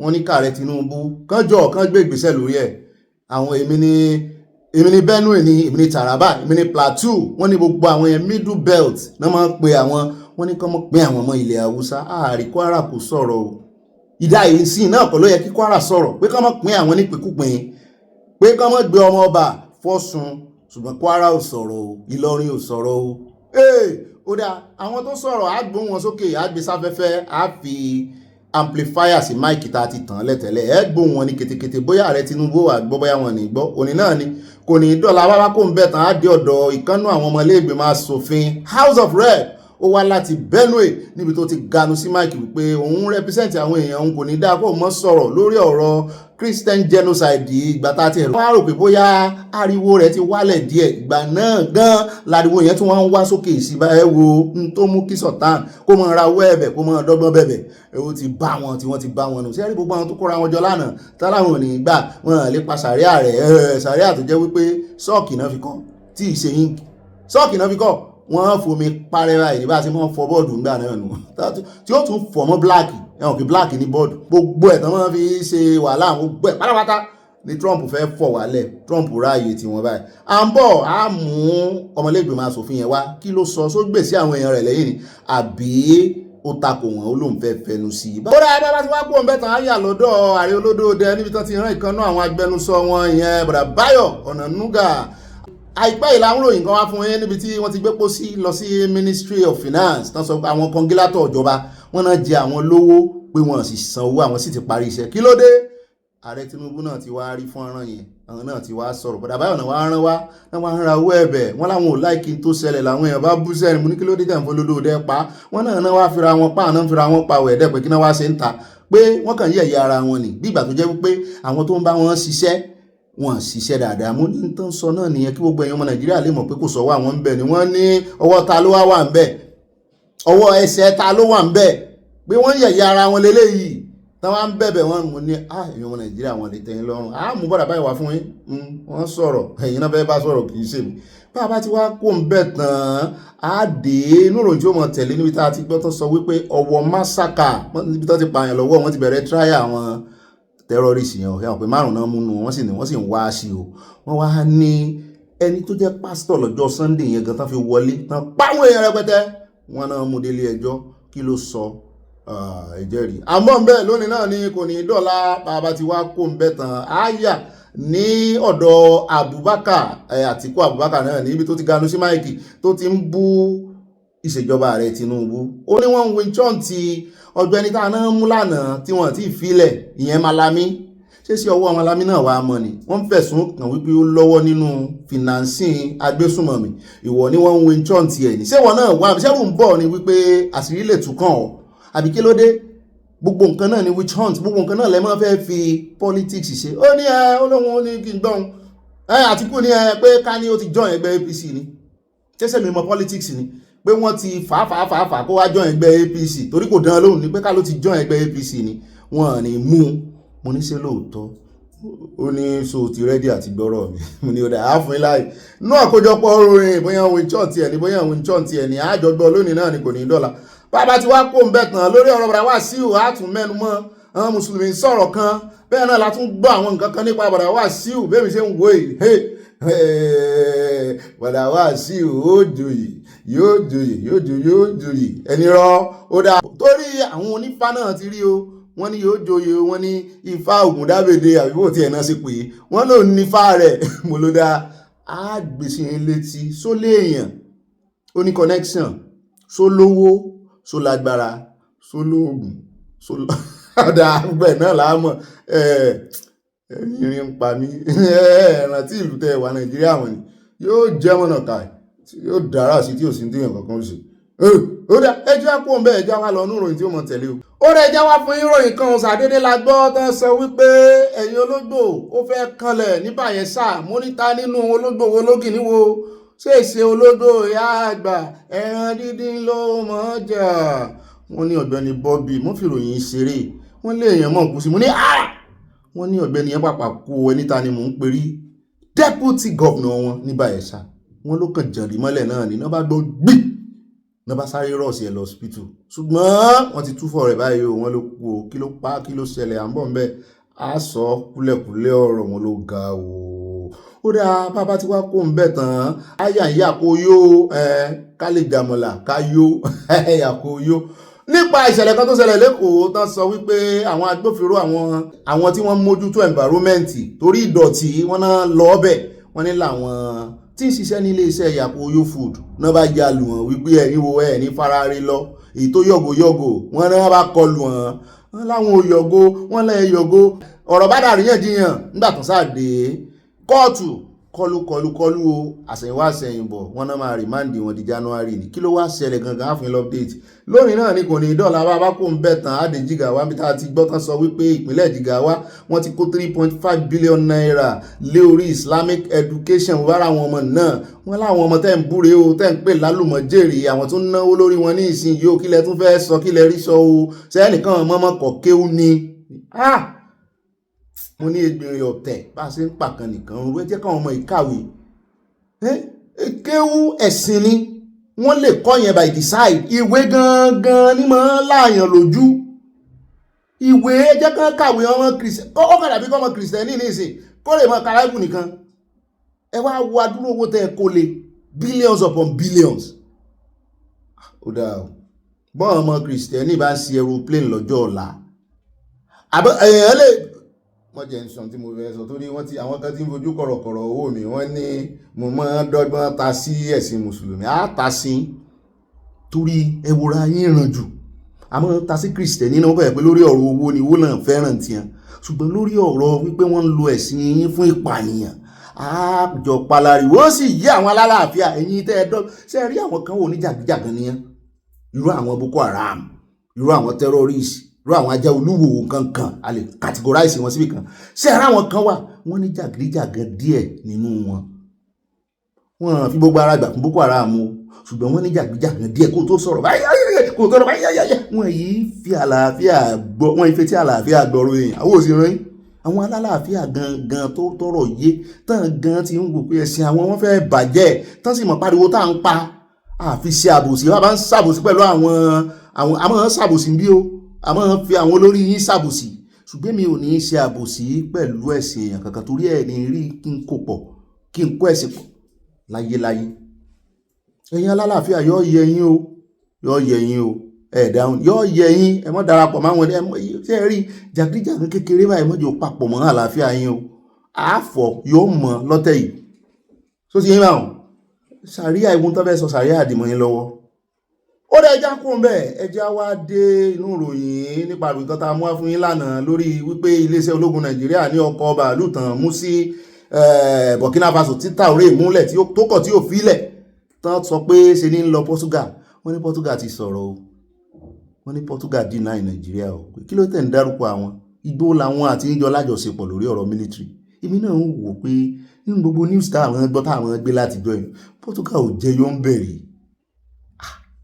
ìwọ lọ. ó dà à ń bọ̀ ń bẹ́ẹ̀ bí tá a ti ń sọ yín lọ́wọ́ náà tún ti ké sí a wípé wàá gbọ́ wọn ní Trump tún ti mú ọkọ̀ ojú omi kan sílẹ̀ ní ọ̀dọ̀ wọn l'Amẹ́ríkà mo ní kí ló ṣẹlẹ̀ wọ́n ní US seizes Nigerian-owned supertanker over alleged crude theft. wọ́n náà fẹ̀sùn pé ó jí epo rọ̀bì mo ní sórí èjì USA ní piracy náà wà ń bẹ̀ allegation bódà àáfin kúlẹ̀kúlẹ̀ rẹ̀ bóyá ó jí Nàìjíríà ó gbé lọ USA ní àwa àmọ̀ bóyá omi ló ti débẹ̀ o tásìrí rẹ̀ fi tú bí USA ran Nàìjíríà lọ́wọ́ ni USA dójúlé Nàìjíríà lójújọ́ mẹ́ta ó sì dùn mọ́ mi bàbá tí wàá pò ń bẹ̀ tán àní pẹ́ rárá torí ìròyìn tòní pọ̀ díẹ̀ o àwáyàn France olórí orílẹ̀-èdè France ó ń ṣe wọléwọ̀de pẹ̀lú ìjọba olódóde lẹ́nujọ́ mẹ́ta mo ní ọ̀rẹ́ nìyẹn fọ̀rẹ́ rẹ̀ hàn mí kí n sọrú wà tó ní kí n sọrú èèyàn tó jẹ́ ní Yorùbá sọ wọ́n ní lórí ọ̀rọ̀ tax àyà mi ṣe kìkì fún ọ tó wà nílé kì í ṣe fúnra mi o fọ́ọ̀ tó wà lé ni o mi ò jẹ lábẹ́ ẹkọ́nọ́mì Nàìjíríà ganan tún jẹ lọ́wọ́ mi o àbí lọ́wọ́ wa wàtá wà ń dà síra lọ́ọ̀kan wọ́n ní ojú pípọ́n ọ̀ràn sìgá o kẹ́ ẹ lé jújù bẹ́ẹ̀ lọ ẹ san tax dandan lówó orí from next year wọ́n wá ní ipa àwọn òka àwọn ó sì tọ́ bàbá àwọn lọ àwọn ó sì wí fún un pé ìwọ bàbá àwọn ṣe ìrànlọ́wọ́ tó bá lè ṣe fáwọn ti tọ́ France lọ báyìí France náà sì sọ pé òun ṣetán láti ràn wọ́n lọ́wọ́ wọn ti jọ tọ́ bọ̀wé wọn náà fẹ́ bá wọn fi AI ẹ̀rù ń báyìí àwọn wòrí AI ní ọmọ ìgbà tá a sì lọ́wọ́ yìí ó dá ààfin kúlẹ̀kúlẹ̀ rẹ̀ lónìí náà ni kò ní dọ́là o bá a bá ti wá kó ń bẹ̀ tán á wà dé ọ̀dọ̀ Brantai àwọn Amnesty International proper kì í ṣe ti Amnesty International Nigeria o Amnesty International gangan headquarters wọ́n dákọ rẹ̀ wọ́n fẹ̀sùn kàn mú níwọ̀n ṣe ní mọ̀dárúkọ rẹ̀ bẹ́ẹ̀ bá ń wá ìka of Africa bó náà ni Buhari ló ń gbà náà tí ó ń da bàbá Sunday láàmú tó fẹ́ mọ̀ dà wọ́n síbáṣibó ebó ń lọ lórí ogun gbà náà ṣùgbọ́n tí olórí ogun tiẹ̀ kẹ́yìn ogun ń jọ bẹ́ẹ̀ ni wípé àṣírí tiẹ̀ náà ti fẹ́ tú wọ́n náà pààyàn bí kan wọ́n sì fẹ́ bò mọ́lẹ̀ wọ́n náà pààyàn ní Zaria ní 20 ọdún wo nìyẹn náà 2015 wọ́n léèyàn tán pásípọ̀ wọ́n ló ti pé ọdún mẹ́wàá báyìí wọ́n ní mass burial àná fi ṣe bíi ti yé wátà wọ́n ní wọ́n tí mú yàn kankan lábẹ́ ìṣèjọba rẹ̀ wọ́n ní kàn pèsè ẹjọ́ ààrẹ olódòdó ní iṣẹ́ ṣe o tán bá lè ṣe gbogbo kínní kan mú àwọn yìí ń jọ bí ẹni wípé kọ̀ǹdíṣàn tí Amẹ́ríkà gbé wọn wọ́n sì ṣe mo jẹ́rìí wọn wọ́n ṣe ó dára gbogbo ohun tí ń bà wọ́n lẹ́rù náà ni pé wọ́n ṣe wọlé ẹlẹ́ẹ̀kejì wọlé ẹlẹ́ẹ̀kejì ààrẹ olódòdó mọ̀ wọ̀rí ṣùgbọ́n gbogbo ohun tí Amẹ́ríkà bá ní ẹ ṣe ẹ fọwọ́sowọ́pọ̀ pẹ̀lú wọn ẹ ṣe ó dára bá ti wá kó ń bẹ́ẹ̀ a lọ tààràtààrà sí kò sí bí tá à ń lọ mọ́ à ń lọ sí inú abala tí ó mọ̀ tẹ̀lé ni ó dá à ní rí jù báyìí lọ́nà àkórí ìròyìn ní pápá àpẹjá wọnú abala tí ó mọ̀ tẹ̀lé Abala Sanawole ẹja fọ́tò wà pápá àpá ẹsẹ̀ cheese ẹsẹ̀ musin olóòsà ẹwọ ẹyẹ ẹsàbòsí kan lè àwọn olórí yín la fi ń pa ẹsẹ̀ wẹ̀ẹ́dẹ̀ àbá mi ẹ tún fi wẹ́dẹ̀wẹ̀dẹ̀ sí ó dá a fi pàkà mo ti yà yín ó dá alákọ̀ọ́kọ́ ní Abala Sanawole ẹ lè pè ní news flash ẹ lè pè ní flash news ẹ jẹ́ àkọ́kọ́ yà lọ́dọ̀ former labour minister ó ti ṣe gómìnà náà rí Chris Ngige wọ́n ní wọ́n tán ti gbẹ́jọ́ rẹ̀ lọ ilé ẹjọ́ lórí ẹ̀sùn kan tó fi kàn wípé 2.2 billion contract fraud wọ́n ló tọwọ́ bowó ìjọba wọ́n nítorí ẹ̀ ní wọ́n ti rìmáàndì ẹ̀ sí Kùjé wọ́n ní kọ́mọ́jì ó lọlé àwọn amúbà yóò fẹ́ẹ̀ di January kan tó túlẹ̀ o ẹjẹ́ agbọ́ bó ṣe lọ ilé ẹjọ́ bá padà rí kátà ìwájú àròjọ mùsùlùkùn pápá àpàláṣẹ bí àwọn bàbá sọ̀nà.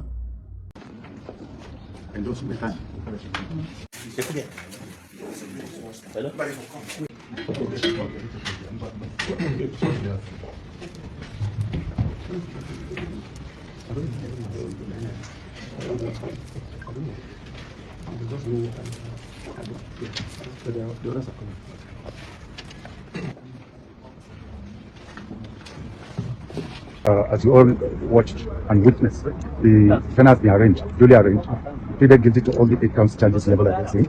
Naturally, before commencement of trial, the place of abode for him shall be nowhere other than the correctional center.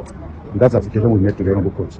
But they desired that the man should just walk home from here, while there's a pending formal bail application that has been filed before the Honorable Court, which we, prosecution, need to react to.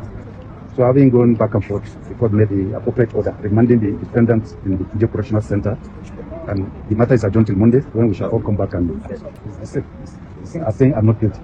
Yes. Thank you very much. Table that your client has been remanded at the Idajo Correctional Center because you actually wanted him to go home. Yeah, he wanted to go home. Okay. But then what we asked the court wasn't for him to go home.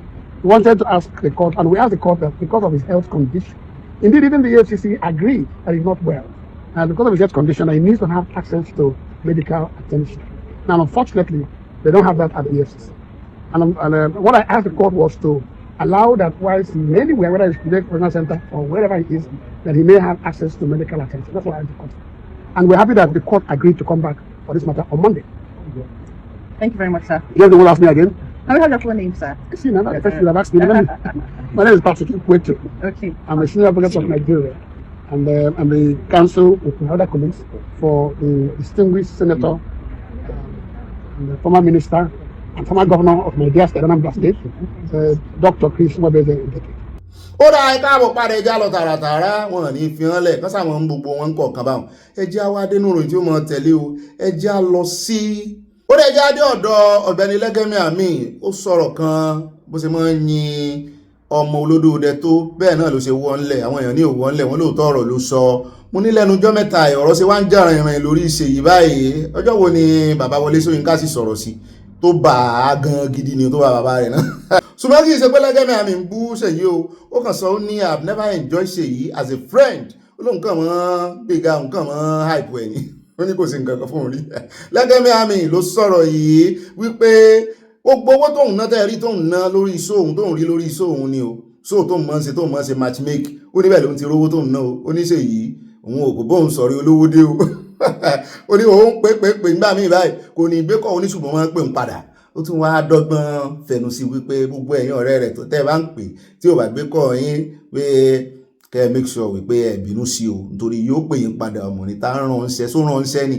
Òun náà ní sì máa sọ pé òun ò kàwé láàrin gbogbo wọn, bóyá torí ẹ̀ ni wọ́n ṣe máa fojú fo òun. Wọ́n ní ó ṣàlàyé ọ̀rọ̀ yìí wípé bọ́n ṣe jí ọ̀rẹ́ tó láti ọjọ́ pípẹ́ pé he has never received any financial support from the president's son. Mo ní ṣé tí wọ́n bá ń bẹ̀yàn bá ń báyàn dọ́rẹ̀ ó wà á bóyìnbó dọ́rẹ̀ bí kó o máa bá dọ́rẹ̀ obìnrin gan bẹ́ẹ̀ bá jáde pé ẹ̀rí mu nǹkan ẹ ti sọ ẹni tí ó sọ tí ó sanwó wẹ́ẹ́ ti mọ̀ kẹ́ ẹ tó lọ. Bó bá sì sanwó lónìí ọjọ́ tẹ́ bá tún jọ lọ ìwọ ló san, kì í ṣe pé èèyàn kan ní ó mọ̀ foríko. Ọ̀rẹ́ olówó dé sí dandan ní kẹ́ ẹ máa bára yín sọ̀rọ̀ kí owó máa exchange owó ni dandan kọ́. He clarified that despite being friends for a long time, he has never received any financial support from the president's son. Pé kò fóun lórí lẹ́gẹ́ adẹ̀ I can call Ṣèyí like 100 times, he won't pick up but he will call later and just ask hope I'm good. Ó ní tó ń jẹ Ṣèyí nù hope I'm good. Ẹ ń bá bí ọ̀nà pé sọ wà dáadáa ìwọ náà sọ pé ó wà dáadáa, bó bá sì wà dáadáa sọ fún. Ṣùgbọ́n tó kò fi lé kan hàn wá òkè ó ní owó náà ni ó ní ó sọ ńgbà náà ó sọ ẹ kò kàn wá jáde kí ló wá kàn wá pẹ̀lú gbogbo yẹn. Ẹ mọ́ bára yín sọ̀rọ̀ kíní ọ̀rẹ́ tẹ́ lè sòótọ́ fúnra yín tẹ́ kàn mọ́ àìpò ara yín gbogbo àìpò ẹ̀ náà láti jọ àṣì ò bá nǹkan kan dé. Ó dá ẹjá kó ń bẹ́ ẹjá wá lọ sínú ìròyìn tí ó mọ̀ tẹ̀lé o. Ẹjá padà sí ọ̀dọ̀ arákùnrin kan tá a mú wá fún yín lánàá pásítọ̀ tán ní DSS ń wá DSS ti mú o, ó ti lọ ó ti bọ̀ kò bọ́mọ jẹ́ o. Ó sì sọ ó ní ẹ̀rù bá òun lọ ní pé òun ti ẹ̀rù pé wọ́n intimidate òun ni, ṣùgbọ́n wọ́n advice òun ni mo nílò advice òun náà fún ọ tẹ́lómi ò lè fún ọ tó wá jẹ́ pé DSS ni ó pè ọ́ tí ó mọ̀ fún ọ ládvice. Ṣùgbọ́n tó ti padà sí fídíò mi ẹ̀jẹ̀ àkànwò kínkínní ń bẹ̀ níbi tó ti jẹ́ alábọ̀ bẹ́ẹ̀ náà ni ó tó ti padà sójú títì náà o. Ó ní iṣẹ́ tóun ṣe òun ò tàbùkù ìjọba òun ò sì báṣẹ́ wọn jẹ́ n tó yẹ kí gbogbo ọmọ Nàìjíríà máa ṣe gẹ́gẹ́ bí ọmọ onílùú nìyẹn. When you see you say. Ṣùgbọ́n àyà ní gbogbo ohun tójú bá rí kọ́lẹ̀ ẹnu ń sọ o lọ́dọ̀ àwọn olóṣèlú ẹ bá ń tẹ́sí lágbára ẹ jẹ́ àwọ̀ àbọ̀ tó jẹ́ àbọ̀ rèé o Jésù mo jíṣẹ́ tẹran òyà pápápá ni. Good people of Ogun State, this is your messenger Olawoye Kayode. I just feel like I shouldn't delay this. I have to give you the report of things. I just left DSS office maybe an hour ago. We are still driving back home. I'm seeing the boss and I don't want to get dark before I post it. I'm sure that so many of good people of Ogun State are expecting the outcome of this journey, and I want to give you full report. Number one, I come to a conclusion that if you don't get to certain places, you will not know certain things.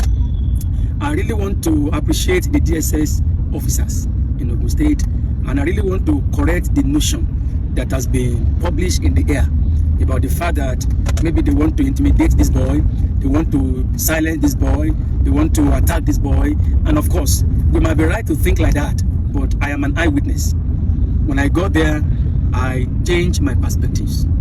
They are not the way we thought they were. From the director to all the member staffs, they were loving people, caring people. They are working for the peace of the state, for the peace of the humanity. Just like I was trying to say that we don't do dirty politics. We have revealed some areas where the government needs to do the needful. And anytime the government does the needful, we go back there to applaud them. I want to say that the DSS Ogun State deserve an applause. The way I was treated with my team, I was surprised. In fact, it was an enlightenment. I was enlightened, I was educated, I was made to know that you don't stay away from people like them, you get closer to them. I discovered that if crime will stop in our nation, if we are going to win battle against criminals and evil people, we must stay closer to this set of people. I have made a post yesterday or so about the seemingly intimidation from their office, But I want to tell you, people of Ogun State, that in the spirit of Christianity, in the spirit of humanity, what I met was different from the notion I had. They were loving people. I presented to them what we do, and they corrected what they feel that should be corrected. For example, you know, when you want to do protests, we have seen it severally, that hoodlums will hijack it. It has happened severally. And also, I'll be very careful about that. That is why all along, we only did on-site protest once. So I was enlightened about how to give constructive criticism without denting somebody's image. I was enlightened and I was very, very happy. I want to tell you that I will be glad to be in the office again and again, because you can't stay away from people like that. And ẹ lọ lórí ọ̀rọ̀ títì, lórí ọ̀rọ̀ criticize, wọ́n invite bàbá ìṣí. Kristẹni ni wọ́n, pásítọ̀ ni wọ́n, ṣùgbọ́n wọ́n lo platform tiwọn láti fi sọ̀rọ̀ sókè. Wọ́n ìdákẹ́ rárá mọ́ rí nǹkan. Wọ́n mọ̀ sọ pàápàá jùlọ títí tí bá rí bákan. Àbí fídíòsì náà máa ń ṣe, ṣùgbọ́n àwọn náà lọ tán bọ̀. Ajá tó rí ilé ẹkùn, òun náà lẹ ti gbọ́ lẹ́nu wọn. Sẹ́yìn rò pọn dúnkùkù lájà mọ́ wọn ni. A ti gbọ́ lẹ́nu wọn, wọ́n ní wọn dúnkùkù lájà mọ́ àwọn. Ṣùgbọ́n bá ti ń sọ̀rọ̀ èmi rí bẹ̀rù lára. Ajá kò ń bẹ̀. Yóò jọ yé gbogbo wa. Nàìjíríà. Ó darí pápá àpẹja kó mẹja wá dé Rivers State, níbi tí a tún ti ń gbọ́ pé wàhálà mi eruku lala ó tún ti fẹ́ mọ́ sọ ní Rivers. Mo ní ń bo láàrin Fubara àtọmọ ilé ìgbìmọ̀ asòfin.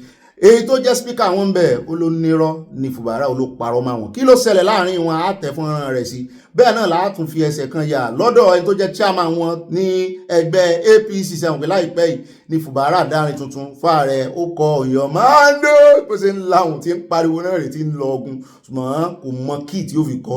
Ó wá ti lọ kọ orin míì, wọ́n ti compose orin míì fún. Ibi orin kọ́ là ń lọ. Ó ti wá lọ sí secretariat wọn ní APC, ó ṣe fídíò pé ẹ wo òun ti gba káàdì o, òun ti dọmọ ẹgbẹ́ proper. Ṣùgbọ́n nǹkan kan tí mo wá fẹ́ fi hàn inú fídíò yẹn tẹ́mi fẹ́ kẹ́ ẹ mọ̀ náà ni pé ṣé olódò dẹ́ ti ń ṣe designer cloth ni. Mo wo chairman APC ní Rivers, ẹ wò wọ́n ṣe bá design Ọ̀yọ́ mandate cloth yẹ. Logo yẹn wọ́n sì bá, mo kọ́kọ́ rò pé designer ẹ bá ń tẹ̀sí ẹjẹ́ àjọ wo fọ́nrán méjèèjì bá bá dé káwá tẹ̀ wájú.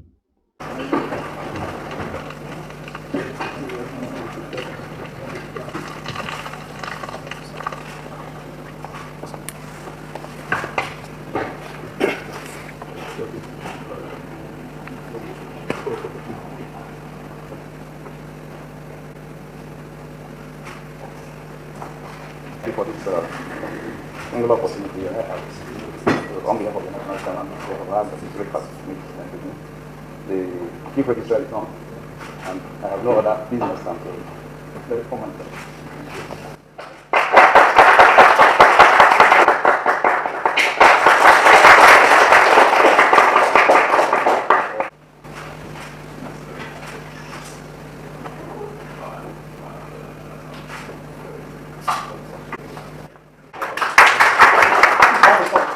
Mandate we shall stand. On your mandate we shall stand. On your mandate, on your mandate, on your mandate we shall stand. Chief Tony Okocha is an old friend. We have a relationship way back, and I believe he still remembers it. Other states. Ó dá àwọn náà lẹ́ti rí yẹn ọbẹ̀ náà ni a tún ká ọ̀rọ̀ kan mọ́ lẹ́nu yẹn Fubara. Ó lò ní nọ́mbà 1 báyìí, 001 múlẹ̀ bá ń wá plate number fún, nítorí wípé gẹ́gẹ́ bí gómìnà bó ṣe wọnú ẹgbẹ́ APC báwọn òun ní nọ́mbà 1 wọn. Ẹ jẹ́ agbó díẹ̀ ńbẹ̀ ká tó wá lọ sílé ìgbìmọ̀ asòfin wọn tó fẹ̀sùn kàn pé òun parọ́ máa wọn. Today, I'm also very happy this morning. I'm not just a member of the All Progressive Congress. I am the number 1. I have collected, listen, wait now, wait. I have collected my card, and the form is 0001.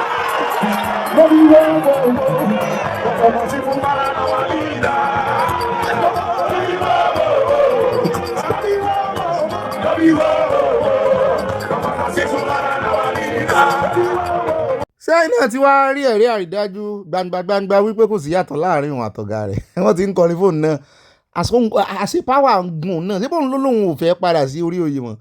ní ló ń claim number 1 nínú ẹgbẹ́ APC ní ìsìn. Ẹni tí ò bá gbọ́n Nàìjíríà ò lè gbọ́n mọ́.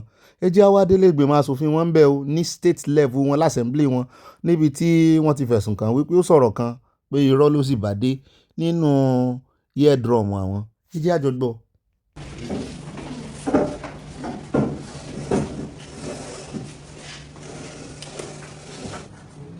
I hope that the needful will be done. Because Rivers people are yearning for progress. Rivers people are yearning for good governance. And we just decided to say, let's just take calm. But the governor's outburst yesterday is the reason for this press conference. Because we need to set the record straight. And it's important to also state that the minister of the FCT, His Excellency Ogbeni, means well for Rivers State. He wants peace. He wants the state to move forward. Let me also make it clear and inform Rivers people that within the pendency of the emergency rule, His Excellency Ogbeni also summoned a meeting of all the members of the Rivers House Assembly. 27 of us were present in that meeting in the official residence of the FCT minister in Abuja. The governor was in that meeting. The governor sat with us. We had a meeting with the governor. All the members present. We are so shocked hearing the governor saying that no meeting has been called. Let me also inform Rivers people that after the emergency rule, the FCT minister also caused a meeting to take place at the residence of Chief Alabraba in his residence here in GRA, Port Harcourt. We also had a meeting of the Elders Council. In that meeting, some members of the Assembly, the principal officers, myself, I was in that meeting, Deputy Speaker was there, the leader was in that meeting. How many meetings have I mentioned? How many meetings does the governor want the FCT minister to call for him to do the needful? Is it 100? Maybe he will tell us how many that is required. Ó náà láti gbọ́ yẹn o, no be wo ó ní number 1 o. Wọ́n lò ní leader àwọn oúnjẹ bí ẹni wípé ọwọ́ Fubara tún ti tẹ ìkúdà ẹlẹ́ẹ̀kejì. Wọ́n ti tòjé bulú sáré lọ́wọ́ on the second time. Ó kú bàbá ẹni tí ó bọ̀. Ó ní wọ́n lẹ́tí gbọ́ lẹ́nu ẹni tó jẹ́ speaker wọn ní assembly wọn pé gbogbo ń táwọn jọ fẹnu kò sí. Tán sì ní bójú bá yojú kóhùn mọ́yẹ̀ wọ́n ní Fubara ti ń yẹ̀ wọ́n ti pé meeting tán ti pè kì í ṣe méjì kì í ṣe mẹ́ta o. Tó wá ṣèmí ń kàyéfì ni wípé kí ló dé tí Fubara náà ò sọ fún àwọn èèyàn pé wọ́n ti pè meeting tó wá ń sọ pé àwọn ò tí ì ṣe meeting kankan. Wọ́n rẹ̀ tún fojú Wike gbolẹ̀ nìyẹn o. Mo sáàrí pé Wike lẹ́nu ọjọ́ mẹ́ta ìkú lẹ́nu ọ̀rọ̀ púpọ̀. Gbogbo akitiyan rẹ̀ dínkù. Ṣùgbọ́n kí ló dé tó jẹ́ pé Wike náà ló ń pe gbogbo meeting yìí tó ń sọ́mọ̀n àwọn ọmọ ilé ìgbìmọ̀ asòfin. Ṣó ṣe é sọ speaker tí ń sọ̀rọ̀ gan-an ń sọ̀rọ̀ bíi mọ́tòbọ́ bí ẹni tí wọ́n gbà ṣiṣẹ́ tán ń dà kiri. Gbé wá ó sọ́mọ̀ àwọn gbogbo àwọn táwọn èèyàn yàn bẹ̀rẹ̀ o tó yẹ kán máa ṣòfin wọ́n wá ń sọ́mọ̀ yín kiri ẹ̀ wọ́n ń complain kiri. Fubara ní kó wá mọ́ bá yín rojọ́ pé ẹjọ́ ń ṣe meeting ń jọ bẹ́ẹ̀ ni pé gbogbo ń tán fi ọwọ́ sí fún àlàáfíà láti jọba kò ṣẹlẹ̀. Fubara sì ti nígbà tó lo Wike ni ó ti bọ́ sínú ẹgbẹ́ APC ó ní ó sì deliver state yẹn ń ló máa deliver. Àwọn eléyìí náà ní ìsìn wọ́n ti bọ́ nú ẹgbẹ́ APC wọ́n ti jọ wà nú ẹgbẹ́ APC báyìí náà sí àwọn ọmọlẹ́gbìmọ̀ asòfin assembly wọn ní ìpínlẹ̀ Rivers. So gbogbo ìjà tó bá máa jà ní ìsìn kì í ṣe jà ẹgbẹ́ mọ́ wọ́n ti jọ wà nú ẹgbẹ́ kan náà. Wike nìkan ló ṣẹ́kù. So gbogbo ìjà tó bá máa jà ní ìsìn àárín ẹgbẹ́ náà ti máa ṣe òun sì ní number 1 lóòótọ́ láàrin gbogbo wọn. Yóò Fubara sàrọ̀ra sí wọ́n ṣe é gbèjà òkú ẹ̀dẹ́ làwọn ò mọ̀ fi hàn pa Ọlọ́run ó sì fún apá. Ó ra ilé láwọn fi káàdé gbogbo Abala Sanawole ńlẹ̀ ẹjẹ́ Adébàdàn ọ̀dọ̀ Olúbàdàn là ń lọ níbi tí bàbá ti gahùn sí Mike Ọba Rashidi wọ́n ń gba àwọn ará Ọ̀yọ́ níyànjú tí wọ́n ń tẹnu mọ́ wípé àwọn fẹ́ ìpínlẹ̀ tuntun. Wọ́n ní kò sí tó burú ń bẹ̀. Wọ́n ní ó dùn máwọn náà inú Ọ̀yọ́ lẹ ti fẹ́ jáde. Mo ní Ọ̀yọ́ state ti wá ṣe bí Ìbàdàn state ni ń ta gbọ́pọ́n fẹ́ dálẹ̀ ẹ mọ̀ dàkínní ìpọ̀. Ọ̀yọ́ state ti wà ńlẹ̀ tẹ́lẹ̀ Ìbàdàn state la gbọ́ ibi tí bàbá ti wá ṣàgánu sí Mike nìyẹn. Wọ́n ní di Olúbàdàn fi Ìbàdàn land. Ọba Rashidi Ládọjà has urged campaigners advocating the creation of a new Ọ̀yọ́ state with Ọ̀yọ́ as its proposed capital to put their house in order if they hope to realize their ambition. Ẹ mọ̀ pé bàbá ti ṣe gómìnà rí bàbá ń gbà wọ́n yànjú ṣùgbọ́n wọ́n ní ó bọ́ sódì lára àwọn ọmọ Ọ̀yọ́ kan wípé the new state wọ́n fẹ́ dálẹ̀ wọn tí ìmọ̀ bóyá Ìbàdàn state náà pé mo ní Olúbàdàn gan ló yẹ kó máa fẹnu sí jù wípé Ìbàdàn state ṣùgbọ́n ó ń jọ bẹ́ẹ̀ ni pé lára bàbá the Ọ̀yọ́ state gangan ni ó jẹ́ tàwọn wọn tí mọ bí ó ṣe jẹ́ bóyá bàbá ò fẹ́ jẹ́ new state wọn fẹ́ jẹ́ new wọn fẹ́ wà lábẹ́ new tó ṣe bẹ̀rẹ̀ wọ́n fẹ́ torí bí nǹkan bá bí ọtí wáìnì bá ṣe hóòdì sí bó ṣe dàgbà sí ní ṣe wọ́n dùn sí bóyá ti ń ṣe bàbá nù ṣùgbọ́n bó ṣe lára wọn náà ni iṣó ti ń rùn bó ṣe ta ni wọ́n sàn ń ṣèkìlọ̀ fún àwọn tọ́rọ̀ kan wípé wọ́n ti wà ń bẹ̀rí onípò ìjọba o pé ẹ tún lè ṣe náà ẹ tó lé yín dáadáa kẹ́ ẹ tó máa béèrè fún Ọ̀yọ́ state múlẹ̀ èèyàn lè gbà á lẹ̀ náà èèyàn wọ́n fi iṣu síná wọ̀bẹ̀ ńgbà náà torí opportunity tẹ ẹ ní náà rèé o làyà bá ní kí ló kàn mí bẹ́ẹ̀ ebi new country làwa ń wá mo ló ṣe déédéé jámọ́ wò wọ́n ràn ìgbìyànjú Olúbàdàn àti èròǹgbà wọn àti akitiyan wọn àti gbogbo àwọn tó ń bá wí tí wọ́n ń kánsẹ́ẹ̀lì tí wọ́n advice láníká mú wá fún yín o kò sí tó kàn àbí ànírí jù báyìí lọ nú abala ti Sanawole ní pápápá ẹjá wá bọ́ọ̀dì sínú abala tí wọ́n mọ̀ tẹ̀lé abala ẹ̀yin olólùfẹ́ wa abala comment section àyá ní pápápá ni àròjọ mùsùlùkùn mò ń bọ̀ wọn ò tí ì dé. wọ́n máa tún kí ẹ̀yin olólùfẹ́ akábọ̀ sínú abala yín abala comment section àti Abiodun Asabi Agbosasa wọn ní Lai the minister also known as Lai Mohammed. At Isaac Strong Tower, when Mr. Ojajuni warned the governors after his escape from the terrorists, but they refused to be proactive. Very disappointed. Wọ́n ti ẹ̀ rí ọ̀rọ̀ rẹ̀, wọ́n rí rò. Ó dẹ̀ sọ gbogbo tó gbọ́ lẹ́nu àwọn agbésùnmọ̀mí ń gbà yẹn o. Gbogbo plan wọn ó sọ o. Wọ́n nìkan ṣe ń bẹ̀ẹ́ ni àwọn olórí wọn bẹ̀ẹ́ o. Bẹ́ẹ̀ náà ni at Àríkẹ́ Adésanya, wọ́n ní Mr. Bobby, hope you enjoying your holiday ẹ̀kú ètò. Wọ́n tẹ lọ́ọ̀fù sí àti nǹkan panu Ọlọ́run ní tó àwa ń gbìyànjú ní o. At Ẹlẹ́à fún mi tí ẹ bírèdì wọ́n ní ọkọ tèmi nìkan a máa jẹ ayé orí wa o Ẹlẹ́à fún mi wọ́n tẹ lọ́ọ̀fù sí arẹpẹtẹ Ẹlẹ́à ẹ̀mí ló mú pè yín.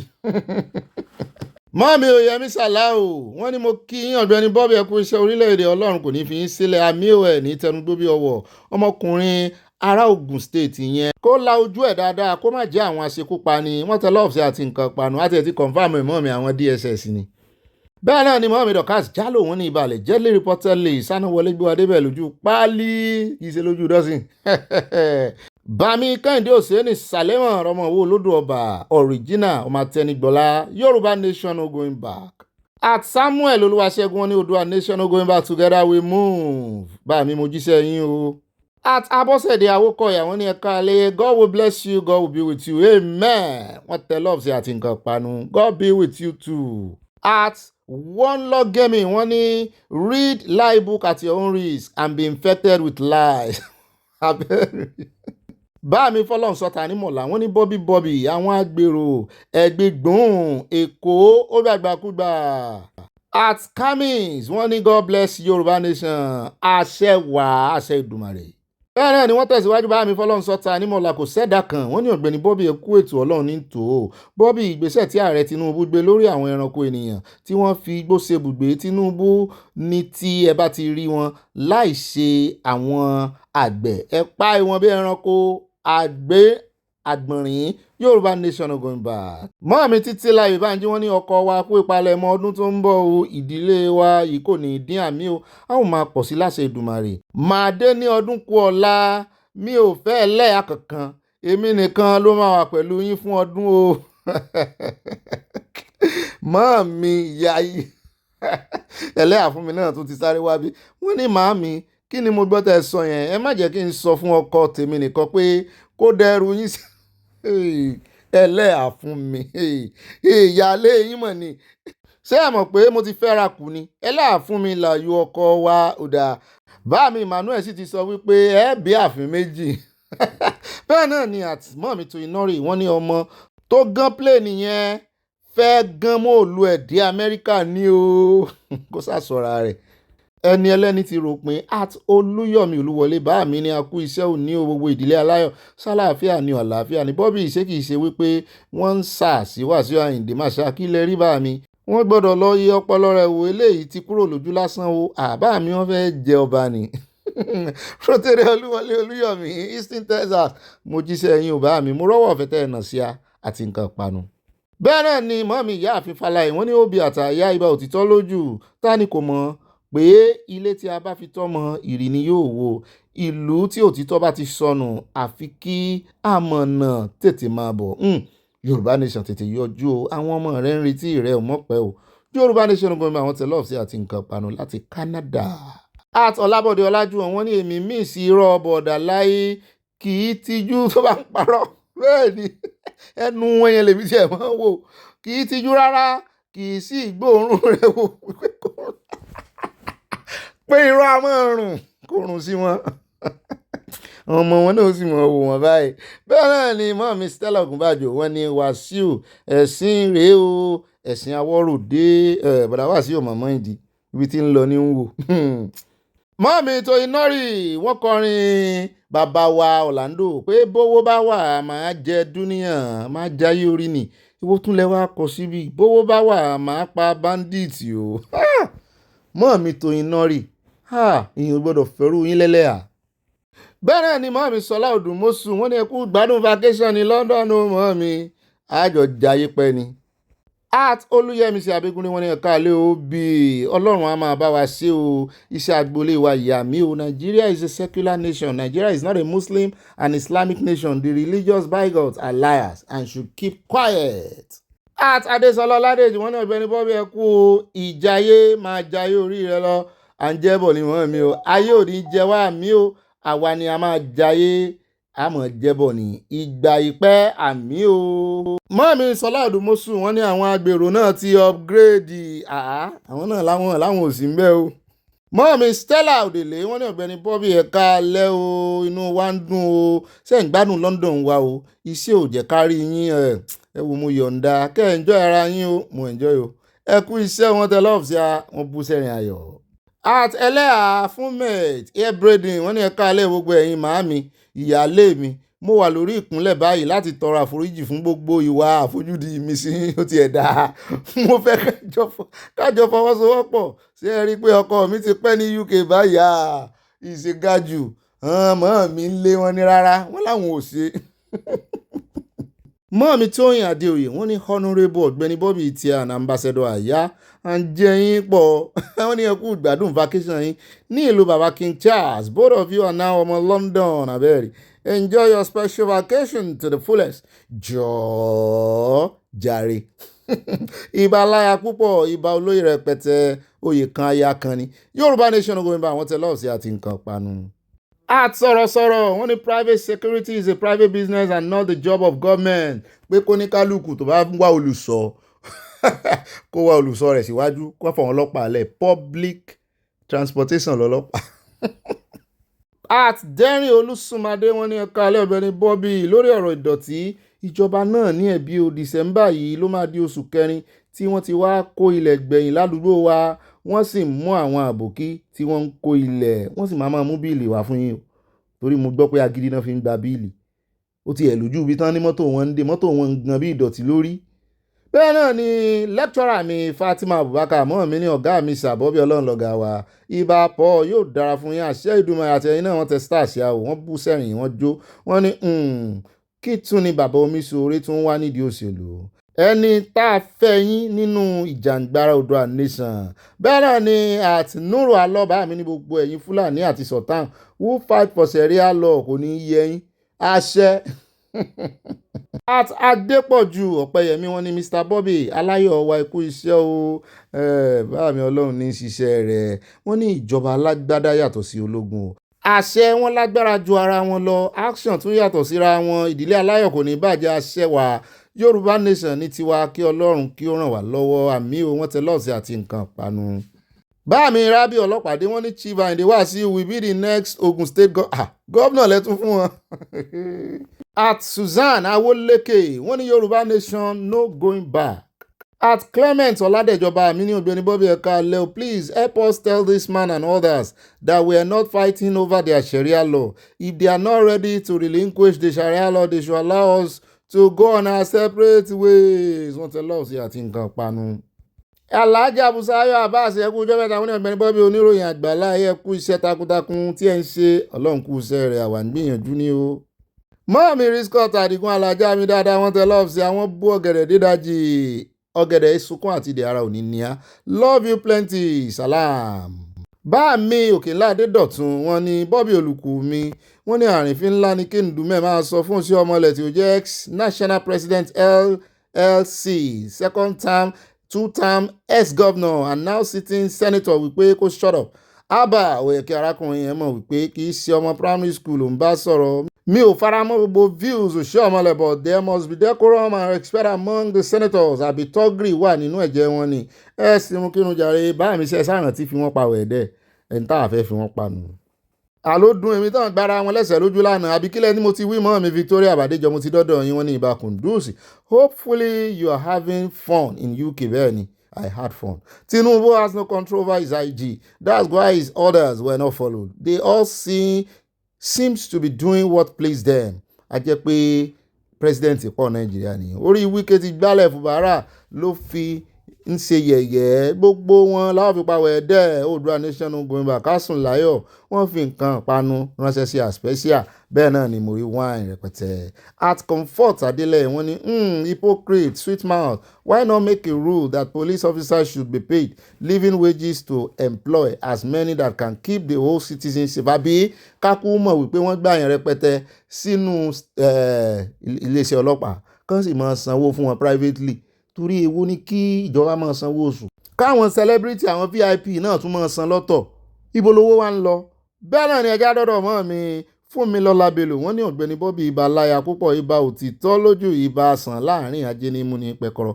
Ẹ kú ìgbádùn London àmọ́ wípé ẹ need enjoyment ṣùgbọ́n ẹ má fojú àwa ìyàwó yín sọ́nà mi ìfojú yín sọ́nà. We miss you a lot. Mo ti rò pé UK lẹ́wà ni mọ́ mi ẹ jọ̀wọ́ ẹ má jẹ́ kí òtútù mú yín púpọ̀ ju ó. Ẹ kí àyà I love you too. Wọ́n fi pizza kan mọ̀ ń wò yìí. Bẹ́ẹ̀ náà ni àti Timi Titus lórí ọ̀dọ̀ wọ́n ní Sir Bobby ọ̀rọ̀ Matthew 24 ti ṣẹ́ o.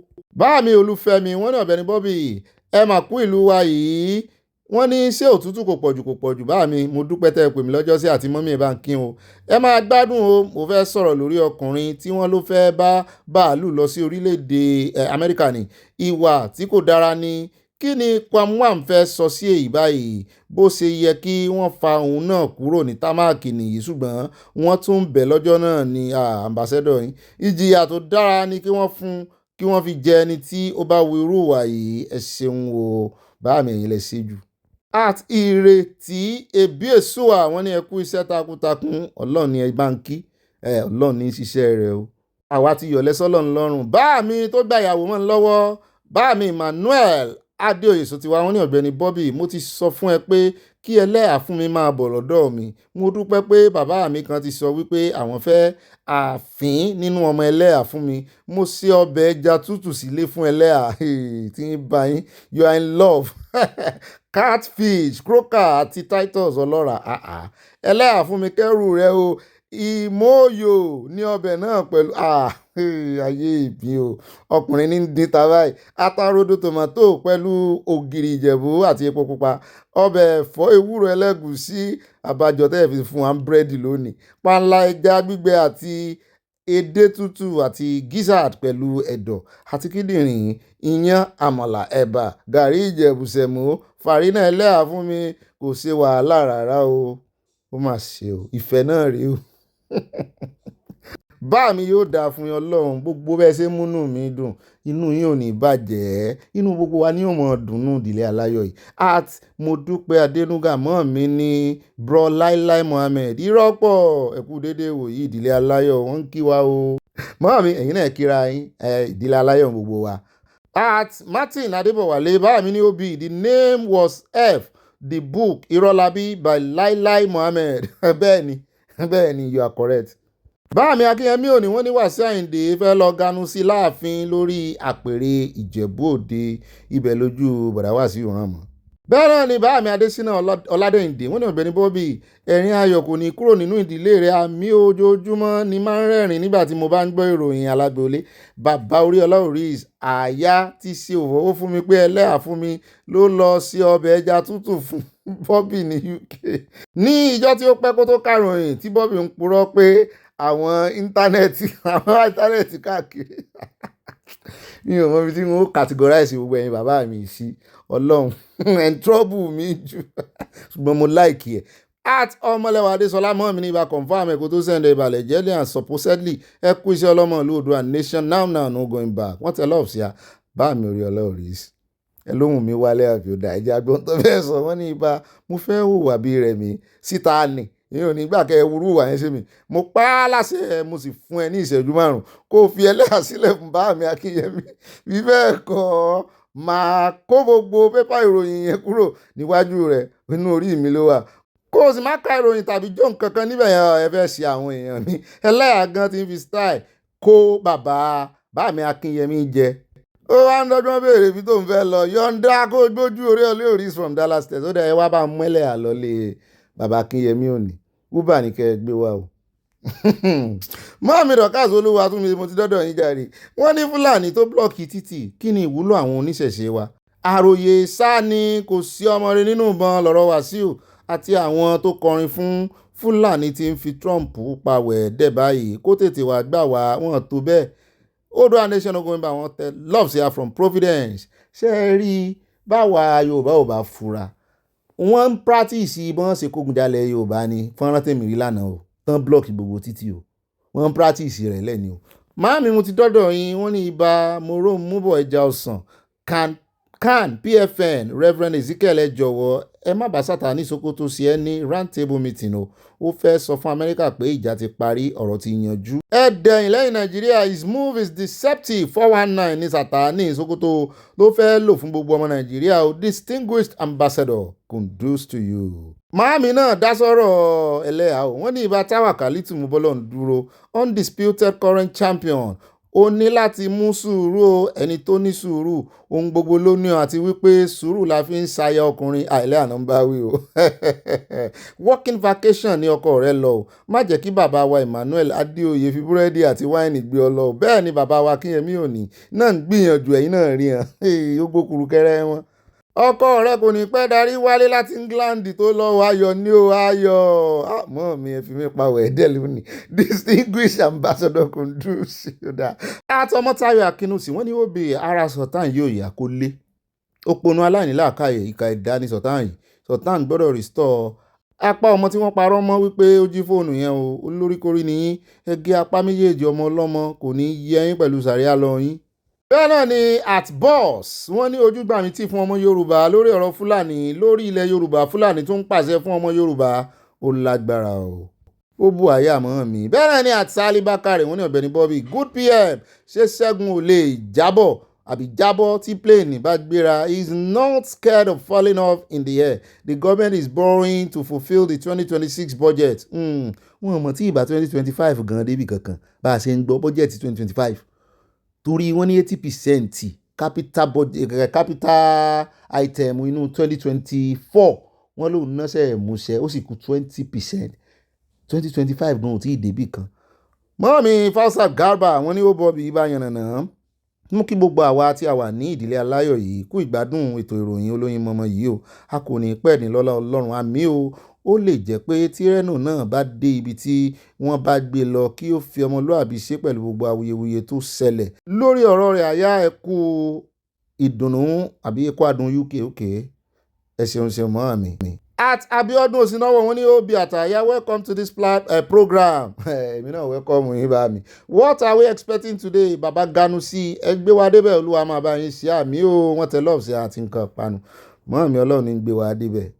mọ́mí Janet Adégbẹ̀dẹ wọ́n ní Bobby ìwà ẹkú ìyànjú o ọ̀rọ̀ ìlú wa yìí ti dàrú pátápátá kò sí ìròyìn ayọ̀ kan ní ìlú yẹn Fúlàní tún fi mọ́tò wọn dí ọ̀nà sílùú nìyí wọ́n ń ya owó káàkiri àwọn Fúlàní á wá gbà lọ́wọ́ wọn wọ́n ń ta lé ta ọ̀nà tí wọ́n bá jí wọn gbé ṣé wọ́n fẹ́ sọ gbogbo wa di aláìní ni àbí ọ̀run àpáàdì ní Nàìjíríà ní gbogbo wọn ó lè Olúwa gbà wá lọ́wọ́ wọn àmì o. bẹ́ẹ̀ náà ni àtàdémọlá Samuel wọ́n ní Ọ̀gbẹ́ni Bobby bá gbolé aláyọ̀ ẹ̀yin pẹ̀lú alàgbàyà ikú kò ní í yà yín ní orúkọ Jésù àmì o àwọn agbésùmọ̀mí ti fẹ́ pa gbogbo ọmọ Nàìjíríà tán olórí yín kó lè ṣe nǹkan kan sí president fìdíyẹ́ ní olórí ìjọba yín ó mà ṣe ẹ jọ̀wọ́ ẹ tètè bá wa múra sí Oòduà nation Sunday Ìgbòho ìwọ ló máa lékè gbogbo ọ̀tá rẹ lágbára lálẹ́ Oòduà àṣẹ capital yẹ kẹ́ fi kọ àṣẹ yẹn mo ti bá yín yí sí lọ́kàn mi. From Providence, Rhode Island, USA, ayọ̀ ni o, ayọ̀ rẹpẹtẹ. Mo tún ṣàṣẹlẹ̀ kan sí sórí àdúrà tẹ̀gbà. Bámi alákàdá ọ̀pẹ́ bíi wọ́n ní Bámi Bobby àṣejù bàbá àṣetẹ́ sẹ́ẹ̀ríkẹ́ wà pẹ̀lú ojú kòkòrò ilẹ̀kẹ̀ náà fẹ́ kọ ilẹ̀kùn mórí o. Ilẹ̀kẹ̀ májà sílé májà sóde ibì kan ni ó máa já sí bẹ́ẹ̀ ni. Ẹ kú ètò sa ọlọ́run ní tòun bá mi Yorùbá Nation ogun ibà jẹ́ kán mọ̀ Ìgbòho ṣà náà ni. Bámi Àbáyọ̀mí Orúfà wọ́n ní obì inúnibíni ló ń bá láńlọ́ọ̀dù yẹn jà tàbí kó ju ọ̀gẹ̀dẹ̀ sọ́ọ̀bù arábìnrin yẹn tí obìnrin yẹn ò gbà ó fẹ́ tàtúnṣẹ́wà rẹ̀ ìyẹn ò wá gbà fún. Mo ti dọ́dọ̀ mọ́ mi Bridget Ògúntọ̀nà wọ́n ní obì àtàyà mi àtàtà ẹ̀yin náà àtàtà ní yín sí mi ẹ máa kó iṣẹ́ ọlọ́mọ ilé wa o obì sí ẹlẹ́hà lẹ fẹ́ máa jẹ ayé yẹn dúníà pẹ̀lú Dádì Akínyẹmí òní ẹjọ́ sá o ẹ bá wa mú ẹlẹ́hà sọ́dọ̀ mo rí kíwì tẹ́ sẹ́ndì mọ́ọ̀mí Oyèmí Sàlá wọ́n ní àwọn kan kò gbọ́dọ̀ gbà fún wọn o nítorí àbọ̀dé ní tí àwọn kan bá gbà ìpàdé àṣepọ̀ yẹn wọ́n ní wọ́n tún gba ọ̀nà ibòmíì yọ ni wọ́n fẹ́ sọ gbogbo Nàìjíríà di ẹlẹ́sìn kan náà. Mọ́ọ̀mí Mary Odun ní tèmi nìkan mo ti dọ́dọ̀ yín finally wọ́n ní òbí tèmi nìkan àtàyà ibà gbé wa débẹ̀ ibà sojú abẹ ní kò ẹ kó ètò ìlú Ọlọ́run ní tòlúwa òní fi yín sílẹ̀ àmì o ayọ̀ lẹ máa fi ṣe ọdún àti gbogbo wa lágbólé aláyọ̀yà mi orúkọ ní rò wá ọ̀rọ̀ Sàtánì Sókótó tó ń yí òun padà lórí sàríà ó ń rìn lára ní bẹ́ẹ̀ ni kò tí ì rìn délẹ̀ Trump lọ́kọ̀ ìyá wọn ṣàṣàǹgẹ̀lẹ̀ mọ́ mi Trump gbọ̀n wọ́n yẹ́bẹ́yẹ́bẹ́ má sùn Oòduà nation no going back. wọ́n tẹ lọ́ọ̀sẹ̀ àti nǹkan panu àyà wọ́dọ̀ níre o at Olúwọlé Bákàrè wọ́n ní ibà Sanawole mò ń jẹ yín ẹ jọ̀wọ́ ó ti ẹ̀ ti pẹ́ tí mo ti kíra mi débẹ̀ wò ẹ jọ̀wọ́ ẹ bá mi béèrè lọ́wọ́ ẹni tó sọ wípé Malik ń pa irọ́ pẹ̀lú kéwú tí ó kà o wípé ṣé kò sí pípa ènìyàn nínú Quran bá mi ẹ wò ó ti sú ọ̀rọ̀ pípa ènìyàn yẹn torí ẹ̀ la ṣe ń pariwo lórí kínní kán dáwọn alálàáfíà yàtọ̀ I will give him Quran verses if he insists on his claim ẹ mọ̀jẹ̀ ó dàríyànjiyàn ọ̀rọ̀ yín yí àwọn alálàáfíà mùsùlùmí Olúwọlé from Dallas Texas àwọn òkàn ní kó wọn pọ̀ bí ni alálàáfíà wà àwọn tí ò lálàáfíà náà pọ̀ àwọn là ń pariwo lé lórí at Fẹ́mi Bọ́sẹ̀dé ìbá Fẹ́mi Lóyènú wọ́n ní ìbá mọ́mọ́ọ́rẹ́ o àyà ò ṣeun ọjọ́ o ẹni bá dúpẹ́ oore á rí mi ìgbà ìyàwó mi tó kọ orin bá dé fún ó ṣeun o àmọ́ ilé o a ò ní mú gbéwìrì dání o wọ́n tẹ lọ́ọ̀sì àti nǹkan panu ìbá Fẹ́mi Lóyè from MD USA bá mi ẹ bá ń kí mọ́ mi dáadáa o bẹ́ẹ̀ náà ni Alhaja Modina Solomon wọ́n ní wẹ́ẹ́dẹ́ àti wẹ́dẹ́wẹ́dẹ́ òṣì ọmọlẹ̀ pariwo lé àwọn ẹgbẹ́ rẹ̀ lórí. At Michael Junior wọ́n ní èmi ní tí ó yìnyín Michael also known as hallelujah láti Sùúrùlérè ìyá àmàdírẹ́sì mọ́ mi ibà gbọ́n má bí wọ́n mo sọ fún yín wípé Wike mu igbó ṣé èèyàn gidi gbọ́dọ̀ máa jó láìrílù owó Nàìjíríà púpọ̀ wà lọ́wọ́ Wike yẹn ló ń dùn nínú rẹ̀ àwa ọmọ Nàìjíríà ta ni owó àárí owó ná ó kù yín kù Ọlọ́run o ẹ̀rí ayé ọlọ́pàá ó ti gbàgbé pé ohun tó ti ní lójú ju olè lọ́wà. Àtbámi abẹ́ ayé lọ́jà bàbá fúnfún kọ́hún wọ́n ní in fact bàbá Bobby even when Barack Obama was the president of America his two daughters get 2 to 3 security guarding them. Why would Sheyi of Nigeria get a troop? Compliment of the season to you and the lovers of this program. Abi Ayini Market from Baltimore, Maryland. Yorùbá Nation ain't going back. No retreat, no surrender. Wọ́n tẹ love ṣá àti nǹkan panu láti Baltimore, Maryland. Mọ́ọ̀mí Olúṣọlá Débáyọ̀ wọ́n ní oníjẹkújẹ ní kúkà yẹn adójútì ní sí ni ó dá mi lójú pé ẹ̀jẹ̀ tí wọ́n ta sílẹ̀ yóò ké lórí gbogbo àwọn tí wọ́n lọ́wọ́ sí ìpànìyàn pàápàá àwọn kìrìsìtẹ́nì àtàwọn tí wọ́n ń gbèsè wọn lẹ́yìn ó bá yín fi kún mọ́ mi ó ti rí bẹ́ẹ̀ kò yí padà Jésù Olúwa wa àmín. ó dá ẹ káàbọ̀ padà mo ti ń retí yín o sí dáadáa lẹ́dẹ́ àti ń retí rẹ káàbọ̀ àyà káàbọ̀ ẹ̀yin olólùfẹ́ wa náà ẹ káàbọ̀ èmi ni mò ń kí yín káàbọ̀ ẹ̀yin náà ó kí mi kùlé ó dá owó lójú ọjọ́ adúpẹ́ lọ́wọ́ Ọlọ́run ajúbà Ọlọ́run wo bẹ́ẹ̀ náà ni ajúbà akọ́dá àṣẹ̀dá bẹ́ẹ̀ náà ni ajúbà àrùn orí tó kún tí ò sí nọ́mbẹ̀ ẹni ń kún bọ̀ ajúbà àrùn orí tó kún tí ò sí nọ́mbẹ̀ ajúbà ọjà tó kún tí ò sí èèyàn bẹ́ẹ̀ ajúbà ẹ̀yìn àbíamọ ajúbà ẹ̀yìn bàbíamọ náà àyà àjúbọ̀ ọlọ́run. Ó dẹ̀ wá nǹkan jókòó lé ẹ̀fìdílé nǹkan ẹ wá nǹkan mímu nǹkan tẹ́mọ̀ fi sọ̀rọ̀ àjíjà ẹ ṣe fàájì sí lọ́rùn ká mọ̀ wọnú agbódò òròyìn ayé ara mi yá gágá mo ti padà lé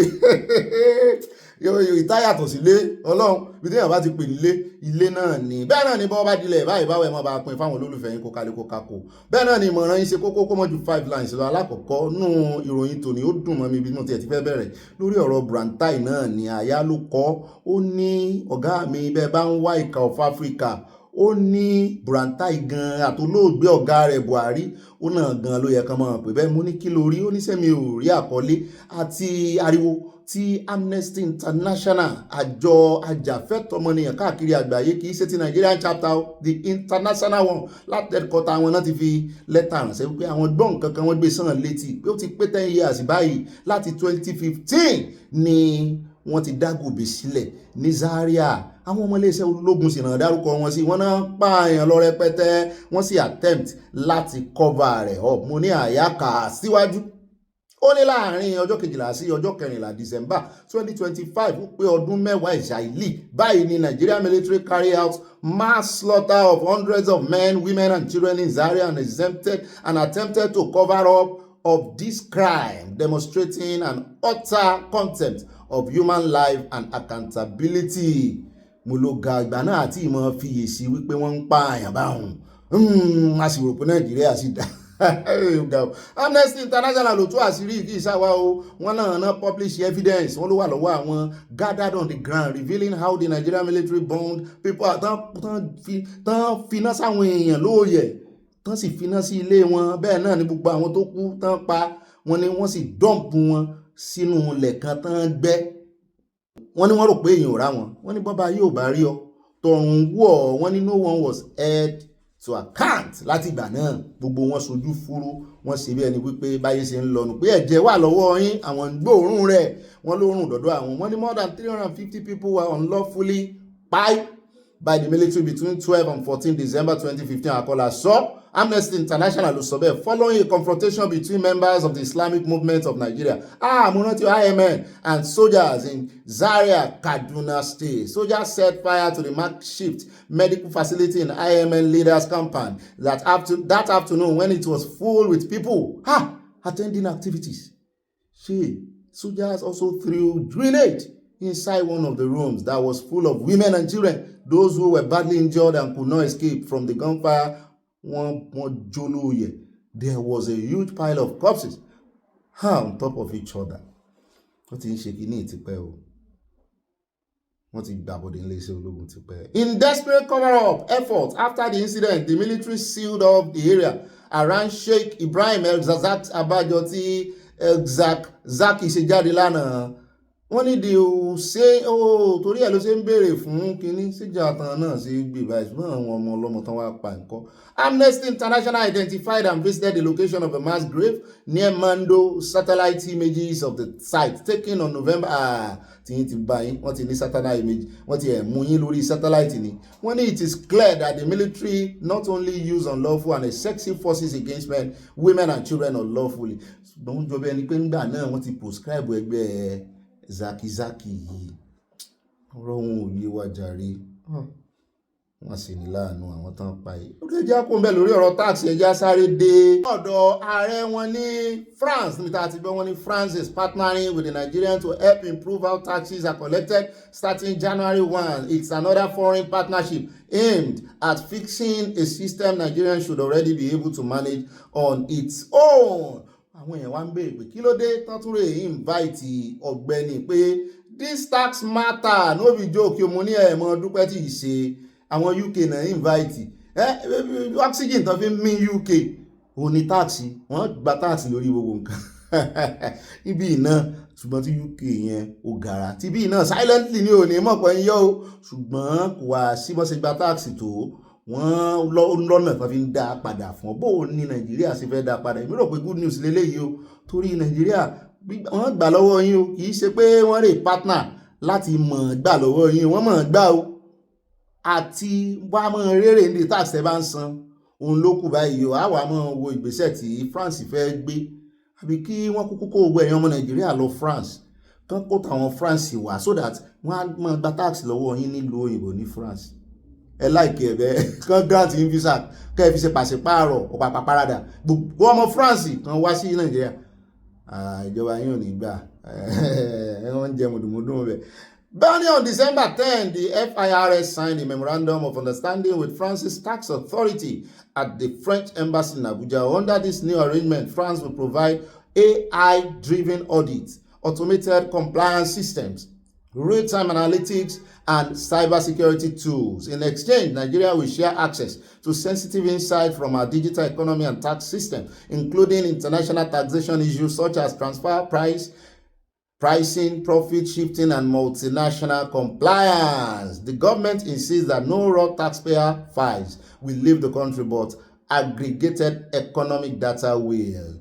Wọ́n sáà ní wọ́n ti tọwọ́ bọ̀ tax ẹ mọ́ retí àfihàn ilé tí ni ẹ mọ́ bẹ̀rù wọ́n sì ti sọ bẹ́ẹ̀ sì san gbogbo àtàbá sì ń fowó ránṣẹ́ sílé náà wọ́n ti ní ká mọ́ bẹ̀rù wọ́n ní tó bá ti jẹ́ ọ̀fẹ́ ní tí ì ṣe pé ń tà ń fowó ránṣẹ́ sí ilé ó ń ṣiṣẹ́ fún wa tí ì ṣe sálárì là ń san tí ì ṣowó ọ̀yà wọ́n ní tax ẹ̀ ó dẹ̀ ẹjẹ́ àkùn bẹ́ẹ̀ ẹjẹ́ àtẹ̀ síwájú kàkà síwájú ẹjẹ́ á wá dé inú ìròyìn tí ó mọ̀ tẹ̀lé o ẹjẹ́ àfọbalẹ̀ ẹjẹ́ á dé ọ̀dọ̀ Malami tí wọ́n múlẹ̀ tán fílẹ̀ tó mú kí Àtíkù mọ́ pariwo wípé ṣe ni wọ́n ń winch out yẹ meanwhile lẹ́yìn ìròyìn kan wà tí mo gbàgbé o ẹjọ́ ó ṣe kókó ká mú mọ́ à ń bọ̀ ń bẹ̀ ó dá kí l'Àtíkù sọ àyà kà síwájú wọ́n ní Àtíkù the former vice president wọ́n ló ti tẹnu àbùkù lu ìjọba olódòdó àti àwọn anti-corruption agency ìyẹn EFCC wípé wọ́n fagídí mọ́ Ọ̀gbẹ́ni Malami ni mo ní Malami sọ́wọ́ rẹ̀ mọ́ ni bá wa gbogbo àwọn tí wọ́n bá Buhari ṣèjọba ọ̀pọ̀lọpọ̀ wọn ẹbẹ́ ẹ̀rí kan náà tẹ́lẹ̀ ti miss lọ́jọ́ sí àmúwá fún yín bọ̀dà láí wọn náà kọ̀wé bọ̀dà láí kọ̀wé kí ni ó wà ní ìwé bọ̀dà láí ẹ bá ń kọ́ sínú comment section kò jù wà náà lọ tó tún wá parọ́ ojúkorojú fún alánà sẹ́ẹ̀rí gbogbo àwọn tán bá kó ẹ̀ pé díẹ̀díẹ̀ nínú wọn ló yàtọ̀ ọ̀pọ̀lọpọ̀ wọn burú jáì wọ́n ní ó ti wáganisma pé full blown political witch hunt lélẹ́yìí o pé kò yẹ kí wọ́n mú Malami in a statement issued by his media office and shared by his media adviser bó ti yẹ pé àwọn èèyàn ká ọ̀rọ̀ rẹ̀ sí Paul Ibe lánàá wọ́n ní Àtíkù ó kìlọ̀ pé EFCC máa ba ọjọ́ ọ̀la ara wọn jẹ́ o wípé wọ́n ń risk losing public trust àwọn èèyàn ní ìgbẹ́kẹ̀lé nínú wọn mọ́ àfi tán bá pẹ̀yìn dà wọ́n ti àtúnṣe tán dà sí ọ̀rọ̀ politics náà jẹ́ kí àwọn tó wà ní ìṣèjọba ní ìṣèkan lo àwọn. wọ́n ní lórí ọ̀rọ̀ former Attorney General of the Federation àti Minister of Justice tẹ́lẹ̀ Abubakar Malami náà ni o. wọ́n wá sọ wọ́n ní the source within EFCC had confirmed to our correspondent on Tuesday that Malami will remain in custody until he fulfills the requirement. He is presently in our custody. He was initially granted bail but did not meet the condition. The offences against him are many. wọ́n ní lára rẹ̀ presently we are investigating him for 18 different offenses. Some of them are money laundering, abuse of office, and terrorism financing. We cannot put a figure to the amount involved now because we keep uncovering some of the deals as we investigate. Ó ti ẹ̀ dáa bóyá torí ẹ̀ lẹ́rú ṣe ń bà Àtíkù wípé àbí wọ́n ríran dọ́dọ̀ ọ̀hún torchlight tẹ́ fi ń wá tí ò sọnù kiri iṣẹ́ ní ìtàn dé ọ̀dọ̀ ọ̀hún báyìí o sáà sì rí òní tú kind of one tó ń gbé àmọ́ wò ní tí bá ń bà wọ́n lẹ́rù torí ká ní kò jẹ̀bi ni kò yóò kú bí ọ̀dà. We arrested him for not meeting his bail conditions and he will remain in our custody until he meets those conditions. Kí wàá ní condition wọ́n gbégilé lẹ́yìn ni kò sẹ́ni tó fẹ́ dúró fún òní dúró mi ẹ̀sìn o ẹ jẹ́ a dúpẹ́ lọ́wọ́ Ọlọ́run tó jóni dúró ẹ jẹ́ a kó mbẹ́ já wa lọ tààràtààrà sínú ìròyìn dáhàrán tí mẹ́nubà náà àkórí ìròyìn o lọ́dọ̀ Adelabu pẹ́ńkẹ́lẹ́mẹ́sì ọmọ Adelabu tó fẹ́ dipò gómìnà ní ìpínlẹ̀ Ọ̀yọ́ ibẹ̀ láti gbọ́ tí ó ń fohùn lẹ̀ gidigidi tó ń kígbe sókè mú ní kí ló ṣẹlẹ̀ kí ló dé kí ló ṣẹlẹ̀ kí ló dé kí ló happen kí ló dé. Ó ní kò sẹ́yìn ìkànnà àwọn pásítọ̀ yín o tó ń pè ní Primate Ayọ̀délé mú ní kí ló sẹ́yìn àti ẹ̀ ó ló pé òun ní ló bá sẹ́ndí mẹ́sẹ̀jì sóhun pé òun ríran sí ọ ìwọ ló ṣe olórí ìwọ ló ṣe gómìnà ìpínlẹ̀ Ọ̀ṣun nù tó náà bá dùn òun ọmọ kò bówó dé ó bá price dé tóun ti rò wípé ọ̀fẹ́ nígbàlà Jésù ti kú fún wa lórí igi àgbélébùú ó ní ló bá ń tì í síwájú gbogbo ohun tó ń dùn mọ́ ní sọ fóun gbòó débẹ̀ ló bá ní àwọn ó ra saxophone mo ní fèrè nù wọ́n fẹ́ kan ìrere mo ní wọ́n fẹ́ pin ìrere yín káàkiri àgbáyé nù kí gbogbo ayé lè mọ̀ wọ́n fẹ́ ṣètò ẹ̀nú ẹ̀mí wọ́n fẹ́ bá yín ṣe campaign nínú ẹ̀mí ẹ̀ní nídìí àti ṣe campaign mọ̀ nínú ara bó bá ti di ìgbà governorship election wọ́n ní ibi tí arákùnrin aláyé tó ti sọ jí nìyẹn pé wọ́n fẹ́ gbàùn rèé o ẹ̀yẹ́ ra sacks Nàìjíríà ǹjẹ́ ò tó 11,000 sacks àwọn wo ló fẹ́ fọ́n àbí bàbá fẹ́ dọ́gbọ́n tún dá ìjọ míì lẹ̀ wọ́n náà tún rà míì láti China wọ́n ṣàkóso ẹ̀jọ́ 150 million naira mẹ́ wá rò pé ibo nìkan ti rí àṣẹ̀yìnwá àṣẹ̀yìnbọ̀ náà bá pe bàbá wípé Primate n ò lè rí owó US àánú mi o ẹ dá sí tọ́lọ́ mi rò pé ẹ dá sí tọ́lọ́ nú ayé mi bàbá sì jọ débẹ̀ bí bá débẹ̀ àjọ wọn jẹmùlà àjọ wọn fọ́ mùdùmùdùn egun rẹ̀ mú ni ṣùgbọ́n wọ́n ní bàbá ní àwọn ò ní sùúrù mọ̀ pé àwọn ò bá wọn wà ní sùúrù lérè pé ojú ń kán àwọn jù bẹ́ẹ̀ lọ bàbá bá padà sí ṣọ́ọ̀ṣì bàbá bá rè mú ọ̀rọ̀ Adelabu mẹ́nu pé ó ti ṣe Ọlọ́run ó ti ṣe ẹlẹ́dàá àwọn Ọlọ́run rán àwọn sí ìsúnmọ́ kò gbọ́rọ̀ wòlíì náà bá ń gégùn náà bá bẹ̀rẹ̀ sí sọ̀rọ̀ òdì ni yóò bá bínú wípé ó dá àdèlé ẹjọ́ wọ́n sáti wọ́ra wọn lọ ilé ẹjọ́ ọ̀rọ̀ bá ṣe ń lọ àmọ́ jẹ́ kẹ́ mọ̀ ń jọ bẹ́ẹ̀ ni pé ibi tí ọ̀rọ̀ dádé dúró báyìí wọ́n mọ̀ wọ́ra wọn lọ ilé ẹjọ́ ni àbíbò wá ní ọ̀rọ̀ ràn ọ́ sí ó sì kò sì dán lóhùn padà lọ sọ fọ́lọ́hun tó ràn ọ́ sí pé kò dáhùn o ẹ̀hún àtọ́lọ́hun ló ń ná nìyẹn kí wàá ní tiẹ̀ àti mọ́ fi gégùn ó lóhun ò ní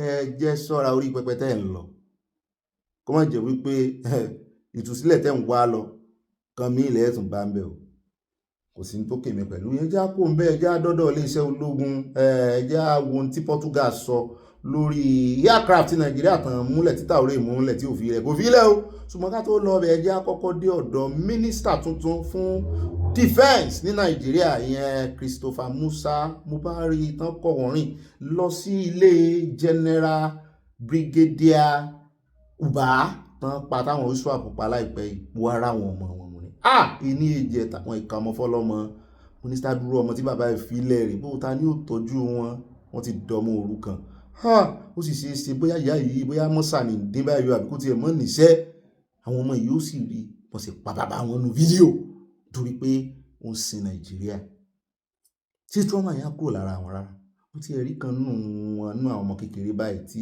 nǹkan kan ṣe lórí níta ló fẹ́ tọ́jú àwọn ọmọ ìṣùgbọ́n ẹjá gbé kùndùsì fún Christopher Musa mo mọ̀ pé lílọ tán lọ yóò bá nǹkan dé ṣùgbọ́n ìbò náà fi nà tán ṣé Nàìjíríà wọn tọ́jú irú wọn tán sí ẹ̀ pa bàbá wọn fídíò rẹ̀ sí wà irú àwọn ọmọ yẹn ò ní forgive Nàìjíríà o.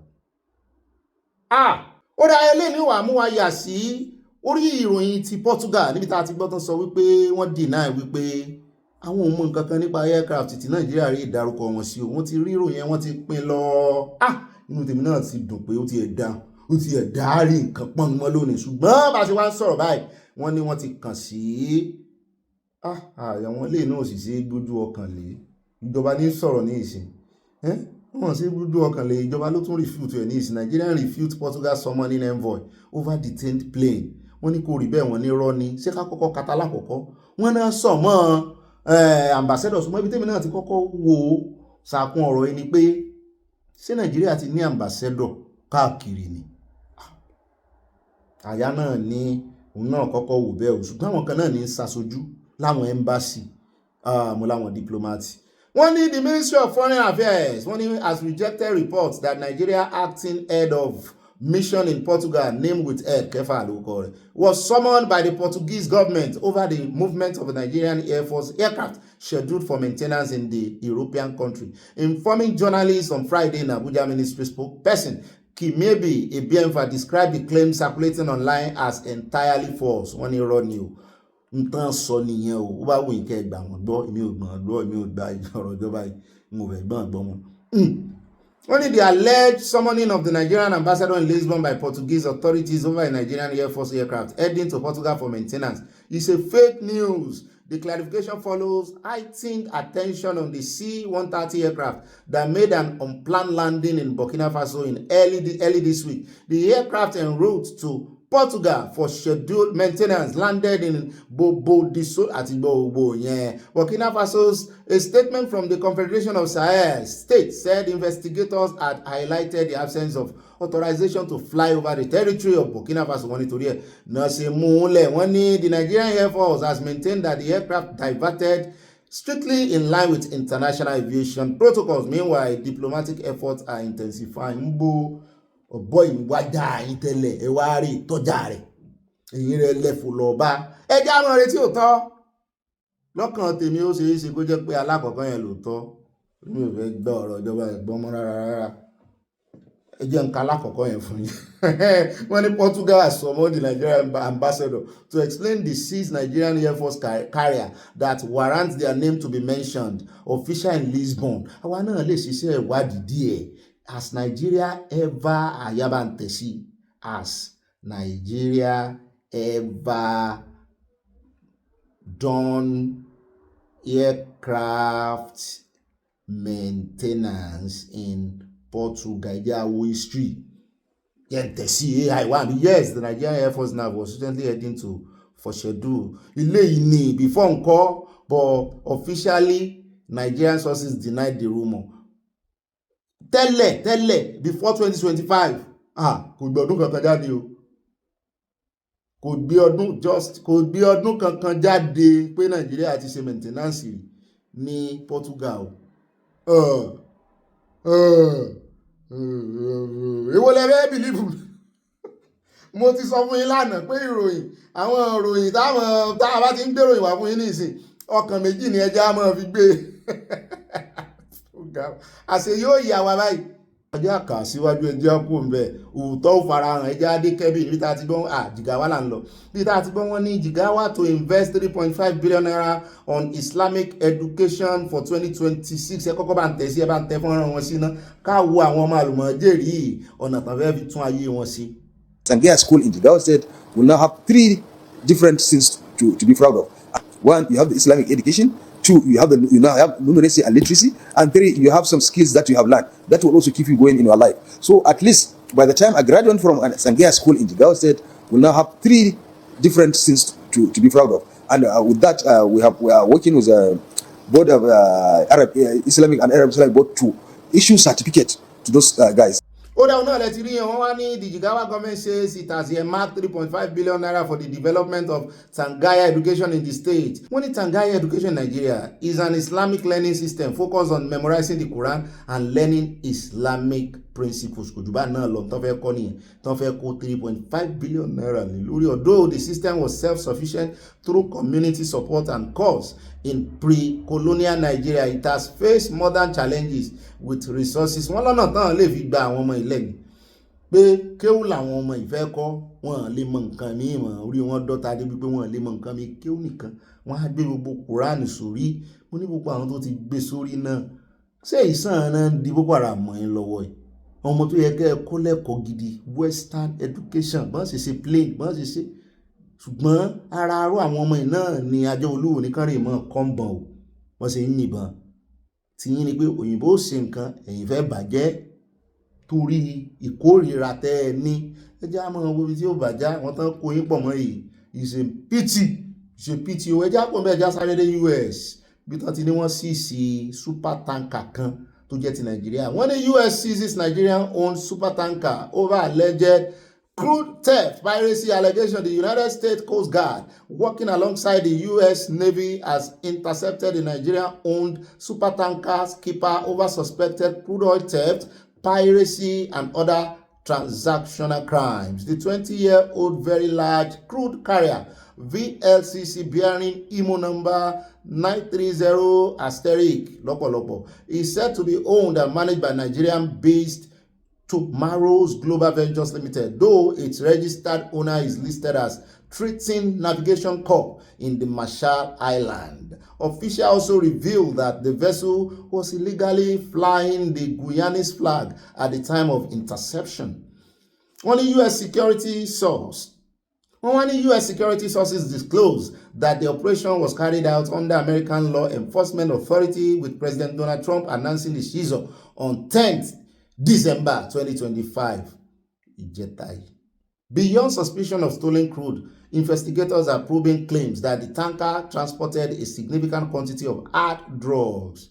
Oda, ó ti ẹ̀dá time tẹ̀sẹ̀ Trump sí, kó lọ wá jọ̀nú àánú rẹ̀, kó jẹ́ ìkànnú àwọn alágbára burúkú ní Nàìjíríà tó ń fìyà jẹ mẹ̀kúnnù, òun náà máa bá ọwọ́ rẹ̀ ń bẹ̀.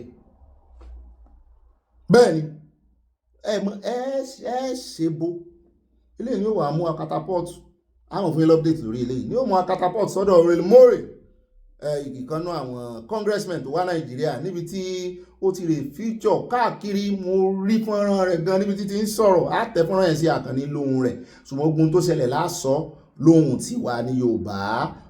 Eléyìí tí mo kọ́kọ́ rí ní orí Fox News mo ti kọ́kọ́ rí kan níbi tó ti ń sọ̀rọ̀ wípé níbi tó ti ń sọ wípé lẹ́yìn ìgbà tó ń kúrò, ṣé wọ́n believe lẹ́yìn ìgbà tó ń kúrò Nàìjíríà ṣá wípé Fúlàní militant wọ́n tún carry out genocidal campaign against Christian.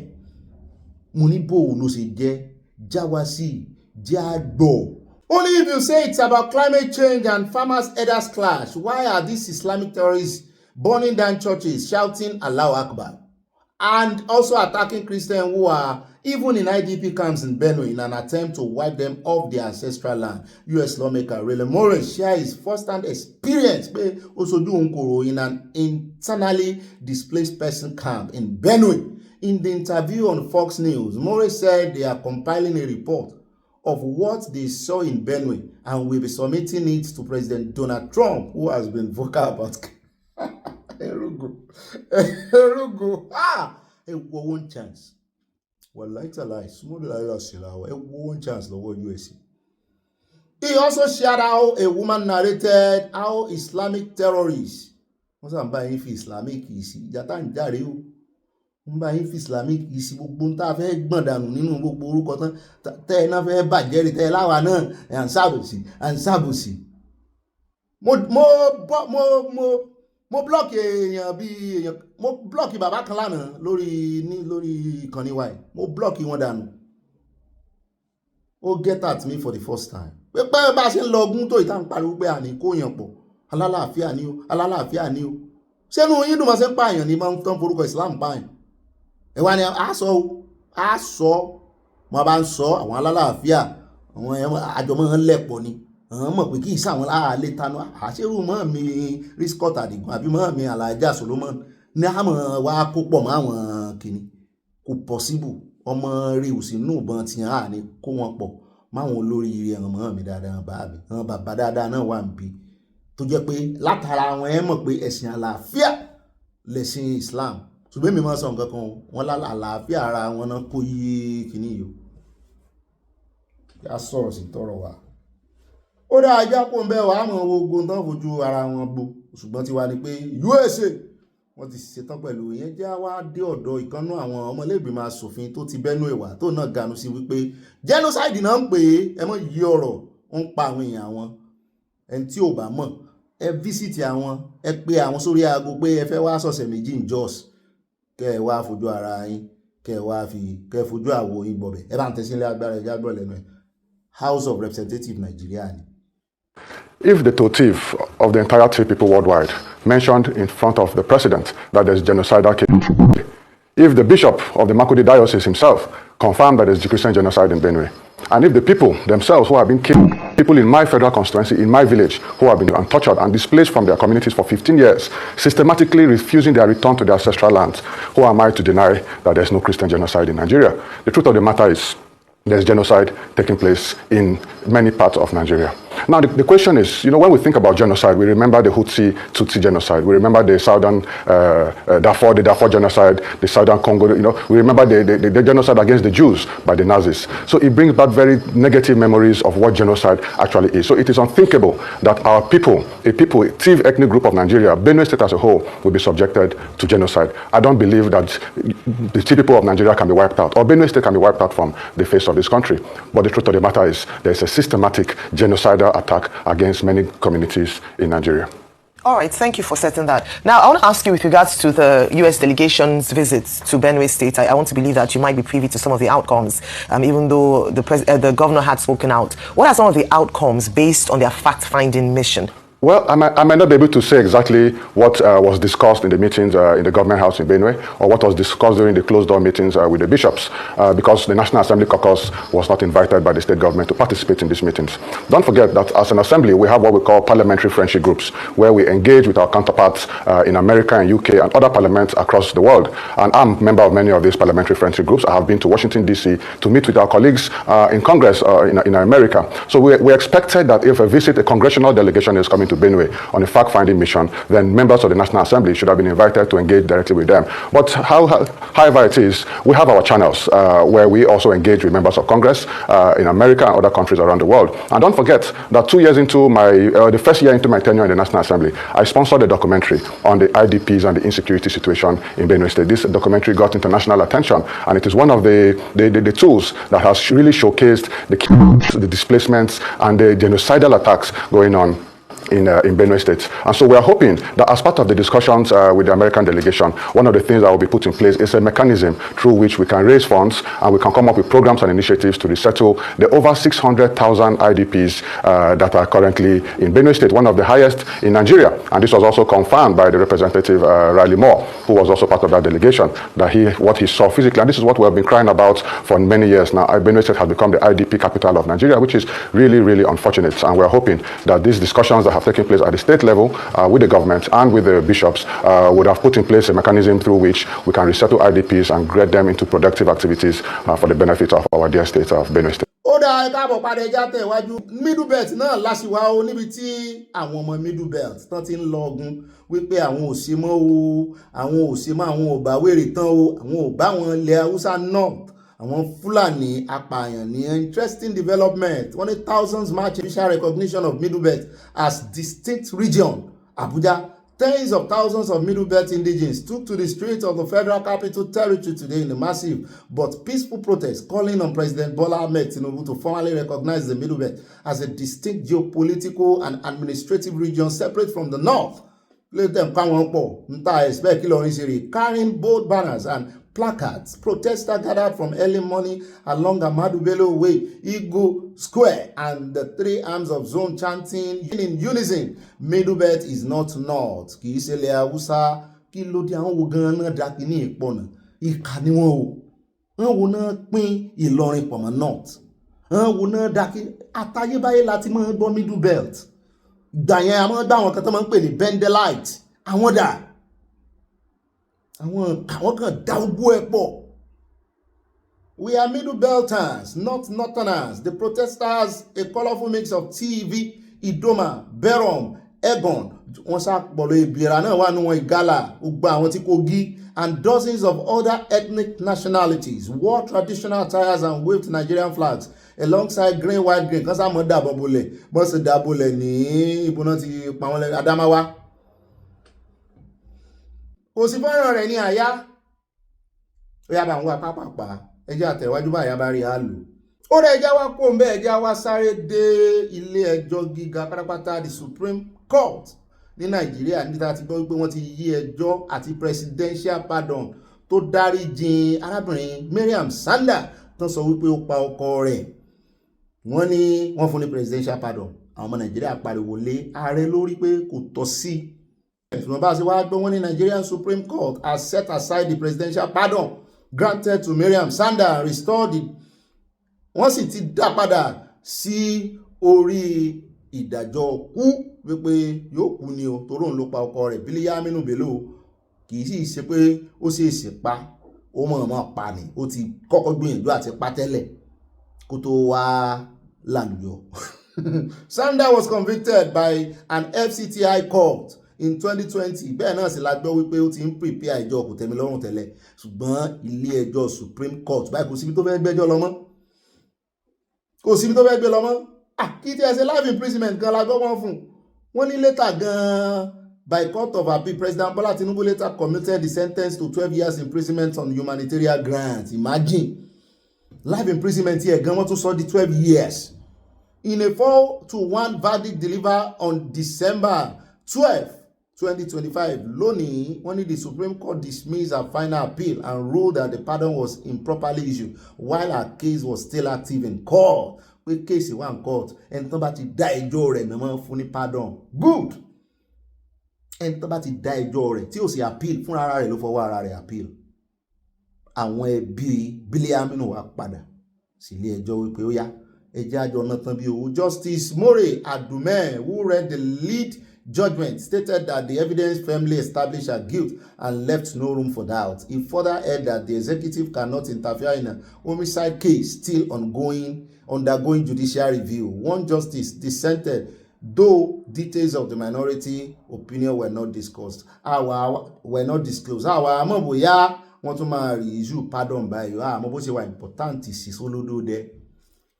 Bóyá wọ́n máa reissue pardon nísìnyí tí wọ́n ti dá ẹjọ́ rẹ̀ pátápátá báyìí. Wọ́n sì dá ẹjọ́ yẹn fún báyìí ní Supreme. Wọ́n sì uphold ẹjọ́ tí FCT High Court dá ẹjọ́ kú. So ní báyìí kò ṣẹjọ́ nílé ẹjọ́ mọ́.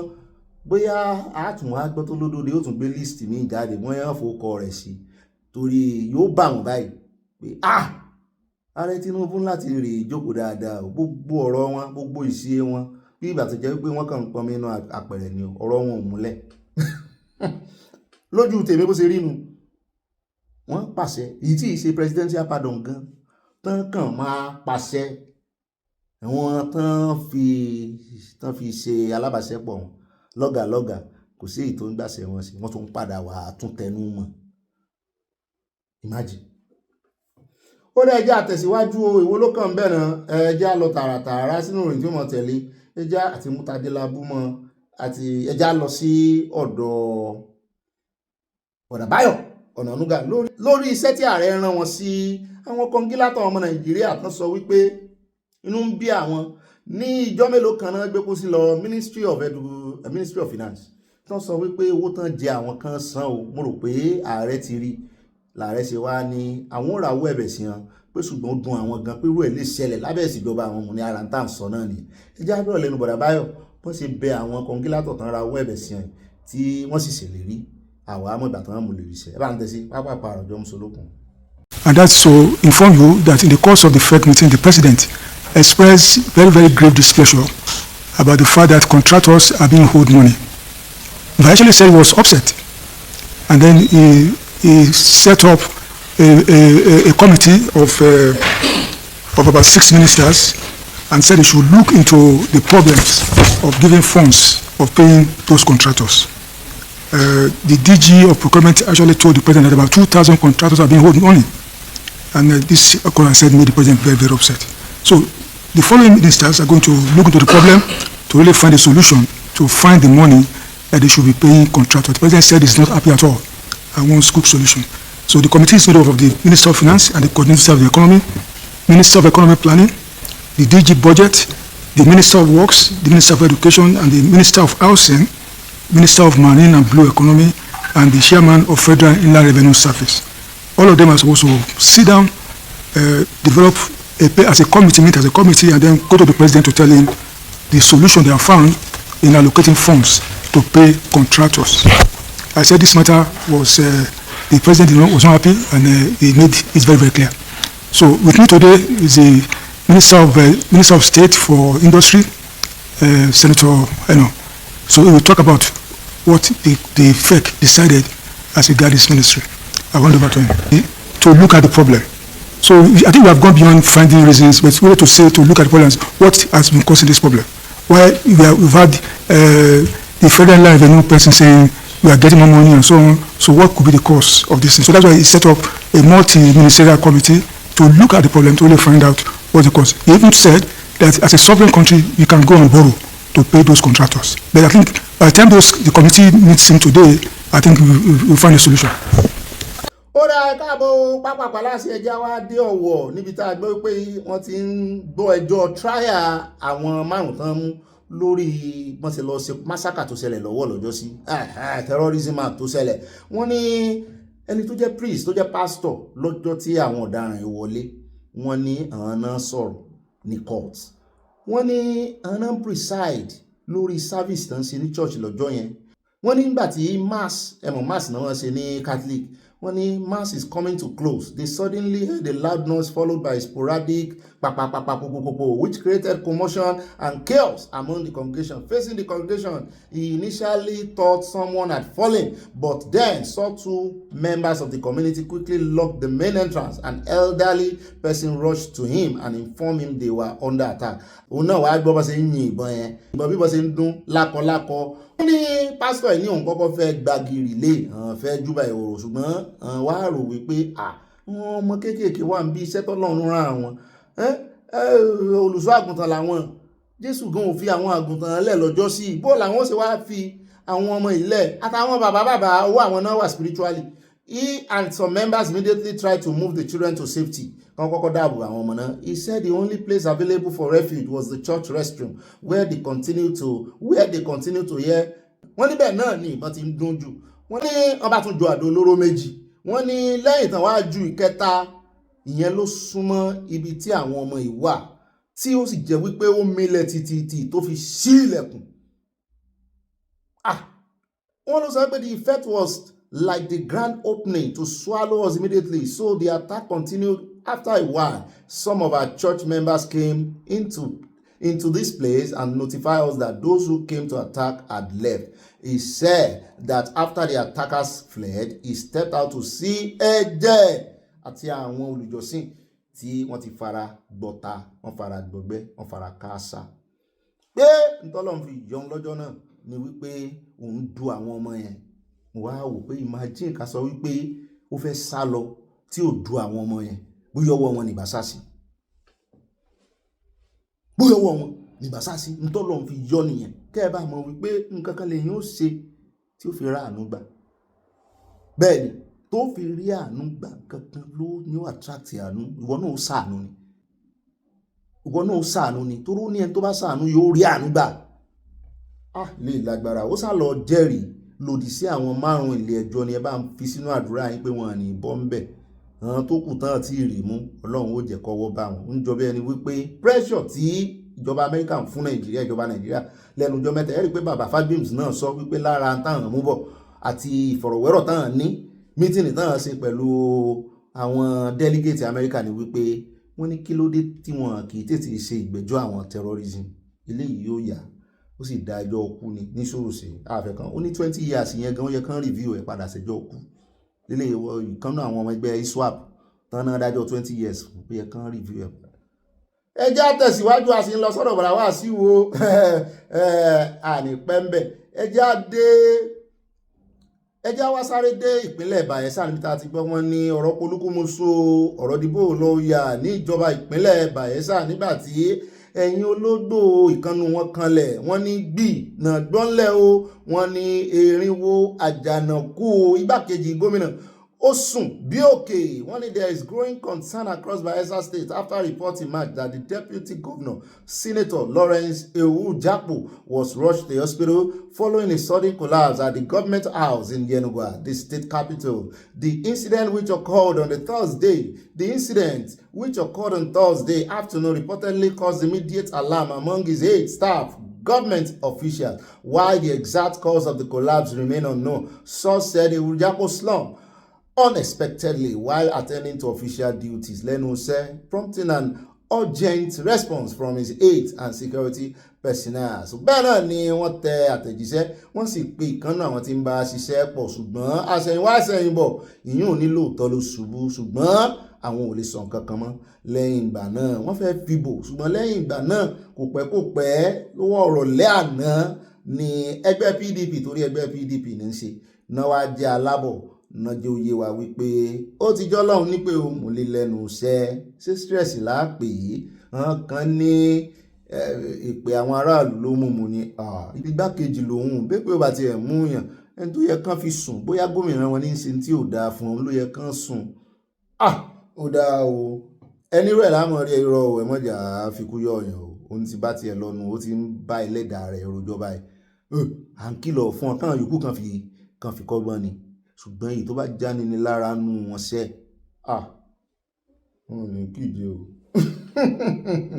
ẹjẹ́ àpò bẹ́ẹ̀ ẹjẹ́ adé Yakoyo níbi tá a ti gbọ́ tán sọ wípé ojú wọn rèé o àwọn 8 nínú àwọn stáàfù Yakoyo Abula joint ní Sinari Adara níjọ Street ní Victoria Island tán ni wọ́n àtàkì àwọn law enforcement Lagos State Environment Sanitation tán àwọn kai tán ṣe sanitation níbẹ̀ while on duty wọ́n ní wọ́n ti àrẹ́ẹ̀nì wọn ní ilé ẹjọ́ kan magistrate court ní Bọ́ládé lóṣòdì for attempting láti pààyàn pé torí wọn kojú ìjà sí gan ni wọ́n ní wọ́n sọ pé àwọn ò jẹ̀bi o ṣùgbọ́n wọ́n ní kán rèé máàndì wọn sí correctional center di January 28 mo ní tí wọ́n bá wọn wọ́n dà kọ́ wọn bẹ́ẹ̀ o Ìbíwùmí Ọládúnjoyè 30 years Síkírù Oyèlámì 45 years Àjà Daniel 29 Sanusi Àbáyọ̀mí 31 Timothy Emmanuel 22 years Àjọkẹ́ Adéwòkè 24 years Sulaiman Akínbọ́lá 28 years Ridwan Adésínà 30 years. Sẹ́ẹ̀rì wà fún fẹ́ pa wọ́n ni àbí ilé ẹjọ́ tẹ ẹ̀sùn tẹ́ fi kàn wọ́n ilé o àmọ̀ràn fún yín lábọ̀ bá ṣe ń lọ ṣùgbọ́n fọ́nrán rẹ̀ wá ẹ̀jẹ̀ sáré jọ wò bó ṣe ṣẹlẹ̀ gangan só jọ wípé wọ́n fẹ́ para wọn bẹ́ẹ̀.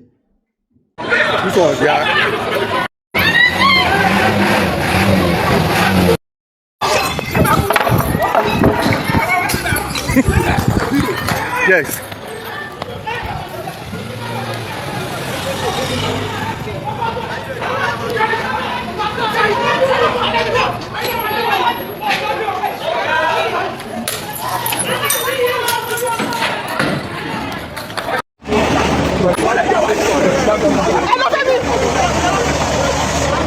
Ó ra ẹ káàbọ̀ padà àwọn ẹjẹ́ wá lọ sòsè sínú ìròyìn tí ó mọ kan ìròyìn yìí náà láàmọ̀ fi kásẹ̀ járí gbogbo ìròyìn tòní ẹ̀hún rò pé mi ìwà mọ̀ lórí ọ̀rọ̀ bọ̀dá Wàsíù Àwùjalẹ̀ náà ni o wọ́n ní ọ̀rọ̀ Àwùjalẹ̀ yìí máa ń yí bí iṣan òun yìí sí ni o àwọn mùsùlùmí náà ti jáde lórí ọ̀rọ̀ yìí o wọ́n ní kí náà sọ wọ́n náà sọ pé wọ́n náà ń bẹ ààrẹ Olódòdẹ pé káàrẹ Olódòdẹ jọ kan bá wọn dá sí ọ̀rọ̀ yìí o torí tí nǹkan bá ṣẹlẹ̀ tí ó bá go wrong pé àwọn èèyàn àbú àwọn wọn á nítorí wípé àwọn ò sọ̀rọ̀ fún Síkírù Adétọ̀nà Àwùjalẹ̀ tó ṣe wàjà láìpẹ́ wọn á nítorí pé àwọn ò sọ̀rọ̀ ní pé kán bá wọn dá sí o pé wọ́n ti ń retí àjálù láti pàṣẹ ìgbésẹ̀ táwọn gbé lọ́jọ́ yẹn torí pé àwọn sin Àwùjalẹ̀ Síkírù Adétọ̀nà ní ìlànà ti mùsùlùmí wọn á ní sọ̀rọ̀ lélẹ̀ wọ́n ń sọ̀rọ̀ kan jà Àwùjalẹ̀ láàrin àwọn ọmọ ẹ̀yìn sọ̀rọ̀ wípé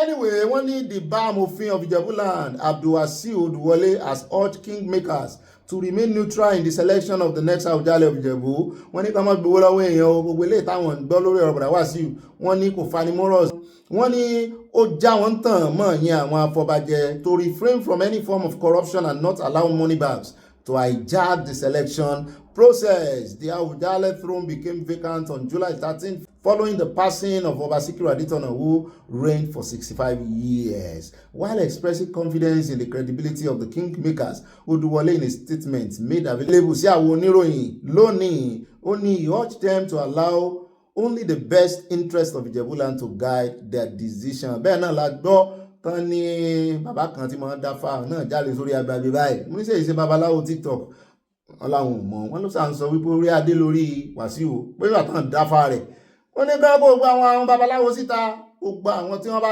nífẹ̀ẹ́ sí àtijọ́ Àwùjalẹ̀ kan dífá gbogbo wọn kan dífá gbogbo wọn kan wọlé tó close jù wọ́n ní ó ní bá ṣe máa ń wò ẹ mọ̀ wá fi búrẹ́dì gbọ́n wa lómi ọbẹ̀ lọ tá a mọ̀ bóyá ẹ ti pàdé lẹ́yìn ẹ̀sẹ̀ ní orí kinní kan lórí kinní kan. He said the kingmakers must avoid corruption àti gbọ̀yùn bẹ́ẹ̀ náà ni he commended the Fusendua ruling house for thus far conducting themselves with dignity and respect. We thank God for the arrival of the staff of office of the Àwùjalẹ̀ which has now been formally presented to the Fusendua ruling house. Wọ́n ti gbé ọ̀pá àṣẹ fún wọn o pé ẹ̀yin ló kù sí o ẹ̀yin ni kẹ́ wá ẹ̀yà rè. This marks the official commencement of selection process. Traditionally, it is their turn to produce the next. Wọ́n ní wọ́n bá wọn dù wọ́n mọ̀ pé ilé wọn ló kù. Àwùjalẹ̀ of Ijebuland, and now that the authority has been handed over to the ruling house, it is for the family working alongside the kingmakers to do the needful and present a king. Ṣùgbọ́n àyà ló wá ń sọ fún mi wípé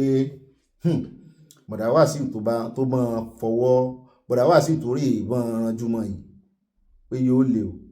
ó rà ó ọ̀gá mi ká tó tẹ̀síwájú ẹjẹ́ sáré fi fọ́nrán yìí hàn yín àwọn èèyàn wa ń lé nítorí wọ́n ń pín kiri àwọn kan sì ń sọ pé wọ́n ti yan Àwùjalẹ̀ gbogbo all eyes on Ìjẹ̀bú Òde kì í ṣe Àwùjalẹ̀ kì í ṣe tó máa jẹ Àwùjalẹ̀ nàyàn wọ́n ní Jagirin bóyá Jagirin sì ní ń wọ̀n mọ́ àmì tán fi lé lórí ṣùgbọ́n wọ́n láwọn náà ṣe ètùtù fún ẹni tí ó bá jẹ ọba Àwùjalẹ̀ wọ́n ṣe fi olóyè yẹn jẹ ni Jagirin ẹ̀yin ará Ìjẹ̀bú-Òde ẹ wá bá mi pé kínní ẹ bá mi tí mọ́tò ìkógbù náà wọ́n ní Jagirin àbí Jagirin ẹjọ́ wo gbogbo àmì tó bá wà lórí rẹ̀ ẹ mọ́ bínú mo ṣe pé wọ́n náà náṣẹ́ fi jẹ àwọn kan tí ń pín káàkiri o wọ́n ní dì ní Àwùjalẹ̀ irọ́ o àwa ní káyànnà náà ká tó mọ́ bá ọ̀rọ̀ bọ̀ lórí ọ̀rọ̀ ti bọ̀dá Wàsíù bóyá ni ó wà sí ètùtù fún bọ̀dá Wàsíù àti ìmọ̀ ṣùgbọ́n ẹ mójútọ́rọ̀ ara yín Jẹ̀bú o ṣé káwo díẹ̀ ń bẹ̀ ká tó mọ́ bọ́rọ̀ bọ̀.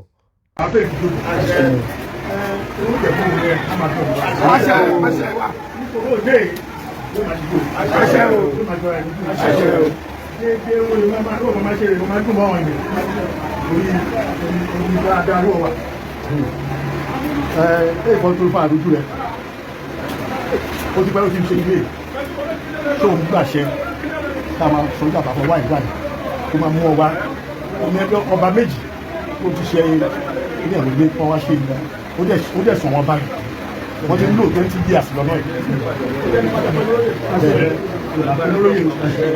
dédé ní àjọṣe pẹ́pẹ́ o ẹgbẹ́ ní màmá dẹ́ o sábà máa pọ̀ sí o inú ló ń ṣe èdè dédé lọ́wọ́ àlọ́pọ̀ dédé ẹni lọ́lọ́ máa ṣe ìdáhùn dédé hard desires ẹni lọ́lọ́ máa gbà rẹ́ ni tó olóyè ṣèṣì ilé ìṣòwò àbàtúgbò ara máa ṣe ọtí ẹ̀rọ sí ẹ̀rọ tí kì í tí ẹ̀rọ àdébà bẹ́ẹ̀ni.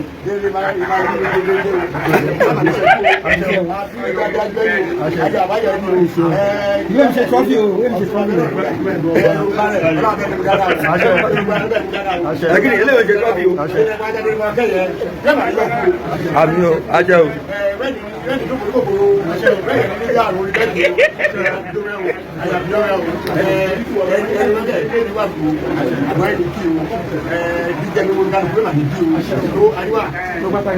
Ẹ̀gìrì.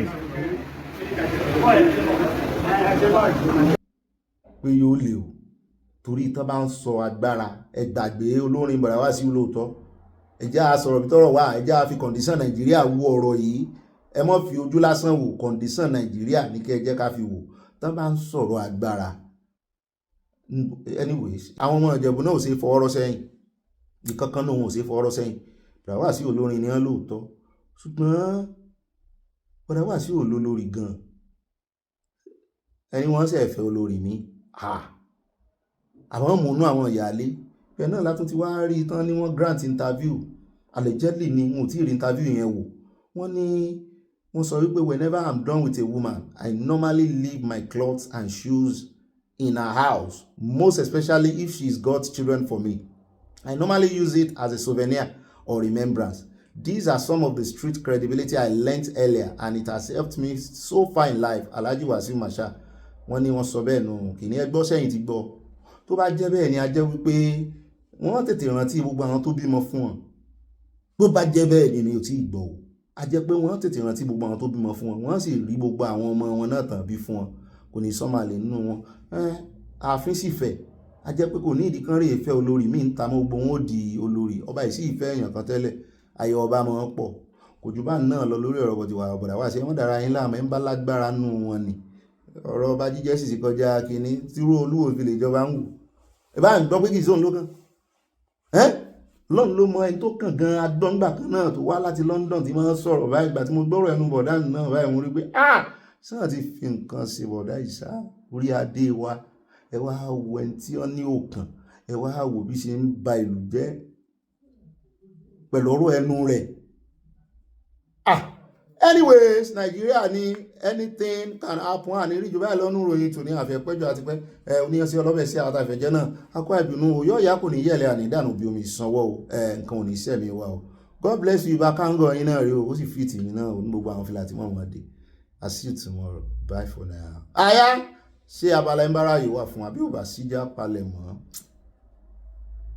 ọ̀gá mi ó dáa ànípẹ́ review la fẹ́ ṣe nínú abala ń bára èlò ní arákùnrin tẹ̀ ń wò yìí ó ń gangan ní ọ̀kànràn tán bá ní notorious ajínigbé ní gbogbo agbègbè Àbújá wọ́n ní ojú ẹ̀ lẹ́ ń wò yìí Haúsá ló sọ ṣùgbọ́n àṣẹ̀dá ẹ̀ ní Yorùbá bó ṣe bẹ̀rẹ̀ ọ̀rọ̀ rẹ̀ á fi tọ̀yìn létí wò kẹ́ ẹ̀ lè mọ̀ wípé ó sọ̀rọ̀ wọ́n ní bóun bá ti mú yàn tóun bá ti jíyàn gbé pípa ni ẹ̀jẹ̀ wọn ló nídìí tó máa ń gbé e mu òun máa ń gbowó ń gbà mí owó ransom ṣùgbọ́n ẹ̀jẹ̀ wọn gangan ló máa ń gbé ló máa ń mú ń tòun. ó kéré jù mo ti pa èèyàn 10 èmi fi wọ́n lẹ̀ o ẹni tó bá gbéná wojú mi tàbí tó rò wípé bóyá mò ń bọ̀ òun ṣiyé ni ikú lè rí ẹsẹ̀ rẹ̀. tí n bá tiẹ̀ wá rí léyìí tó ṣèjọ̀gbọ̀n tó jẹ́ wípé àwọn aráalé rẹ̀ wọ́n fẹ́ tètè san ransom màá ní kí àwọn tí ń bá mi ṣiṣẹ́ wọ́n mọ̀ mí dáadáa wọn ò jẹ́ gbéná wojú mi bẹ́ẹ̀ ni màá ní kan mu wá fúnra mi ni wọ́n pa wọn ò ní kan bá mi pa wọ́n pẹ̀ràn èmi ni wọ́n pẹ̀ràn fúnra mi wọ́n sì ju ẹ̀jẹ̀ rẹ̀ mú lójú wọn. Zan ji ba daɗi kuma daga wannan na ɗauki alƙawari na daina yin. ní báyìí ó lóun fẹ́ fi hàn gbogbo yín bóun ṣe máa ń to ìbọn òun pápápá ni kì í pẹ́ òun ẹ jẹ́ àwò bó ṣe fi hàn wá bó ṣe máa ń pa àwọn èèyàn ní pápápá ni.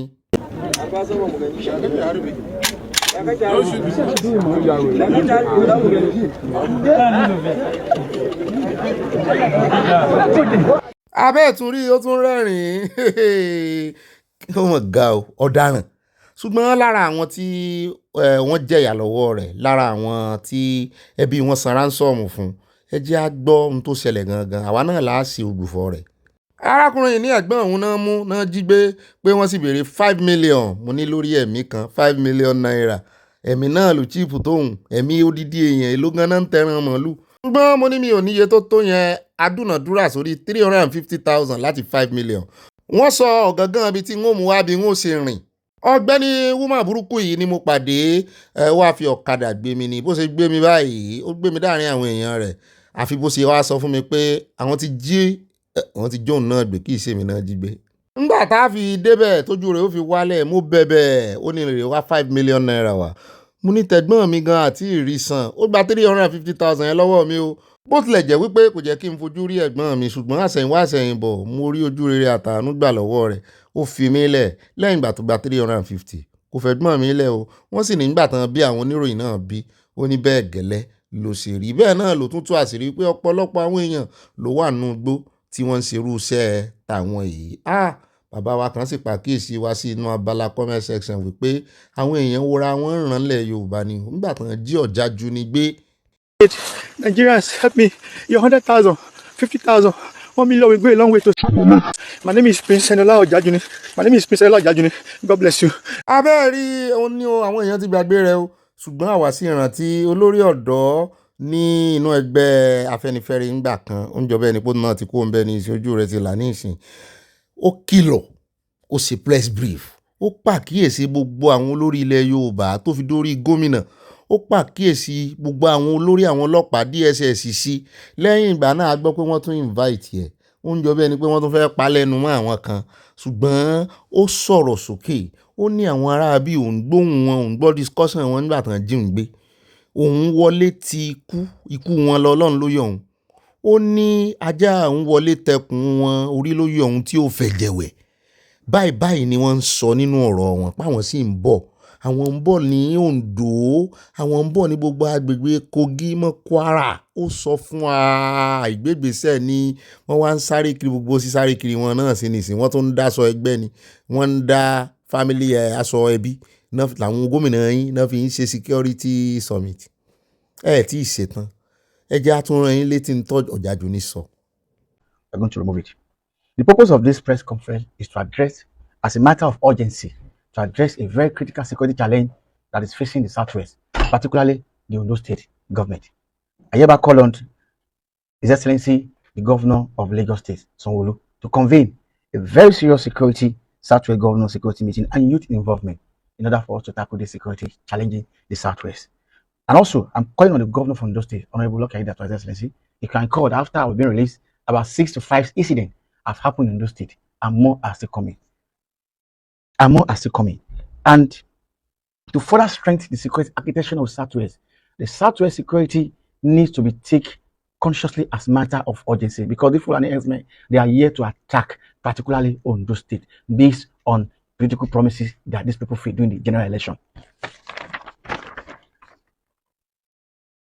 In the course of this, my experience in the hands of kidnapper, I faced a very serious stuff. Every day I was subjected to 8 hours every day. And for 12 days, there's no water, no food, despite the fact that I sustained bullet injury. But I bless God, bless family, friends, coalitions of Yoruba youth, many Nigerians who stood up and come to support me when I was being by this Fulani ex-men. òun náà lẹ ti gbọ́ yẹn wá ní àfihàn ra wa létí ní ìkìlọ̀ wo ló tún ju eléyìí lọ ẹni tó lọ ọbẹ̀ tó gbọ́ wọn intelligence wo ló tún ju eléyìí lọ béèyàn dẹtí sí ara ògiri gan kò lè gbọ́ ju ohun tí ọ̀jájú ní gbọ́ lẹ́nu àwọn Fúlàní herdsmen páwọn ń bọ̀ wọ́n dárúkọ location wọ́n fẹ́ẹ́ sọ táìmù fún ó sì kìlọ̀ títí ó sì ń sọ́nà fọ́nrán rẹ̀ sí wà wọ́n fi gbé ìgbésẹ̀ wọ́n lọ bá wípé bó o lò ṣe rìn nígbà tó jáde wá agbègbè ibo ló já sí inú gbòòwò gangan ni kán gbé helicopter tàbí drone kán gbé lọ́kàn lọ́ọ́ fi wo bẹ̀ wọ́n ṣe yẹn o. abẹ́ ẹ̀gbọ́n tí màá yẹn náà sọ nínú ìròyìn lónìí tó sọ wípé ṣé bí Gumi máa ń sọ wípé àwọn agbófinró máa ń tẹ̀lé òun wọnú igbó kí ló wáá máwọn agbófinró tán mọ location mọ̀ lẹ́yìn ìgbà tí wọ́n jọ padà síta ọ̀rọ̀ Nàìjíríà á fi wọ́n pa wẹ̀ẹ́dẹ́ á ní rí ju báyìí lọ. nínú abala ń bára yìí lónìí Ọlọ́run ó pè wá sí àyè tó dára ibi gíga láàyè wa o á pàdé lọ́la lágbára Ọlọ́run Èdùmàrè ó dìgbà kan náà.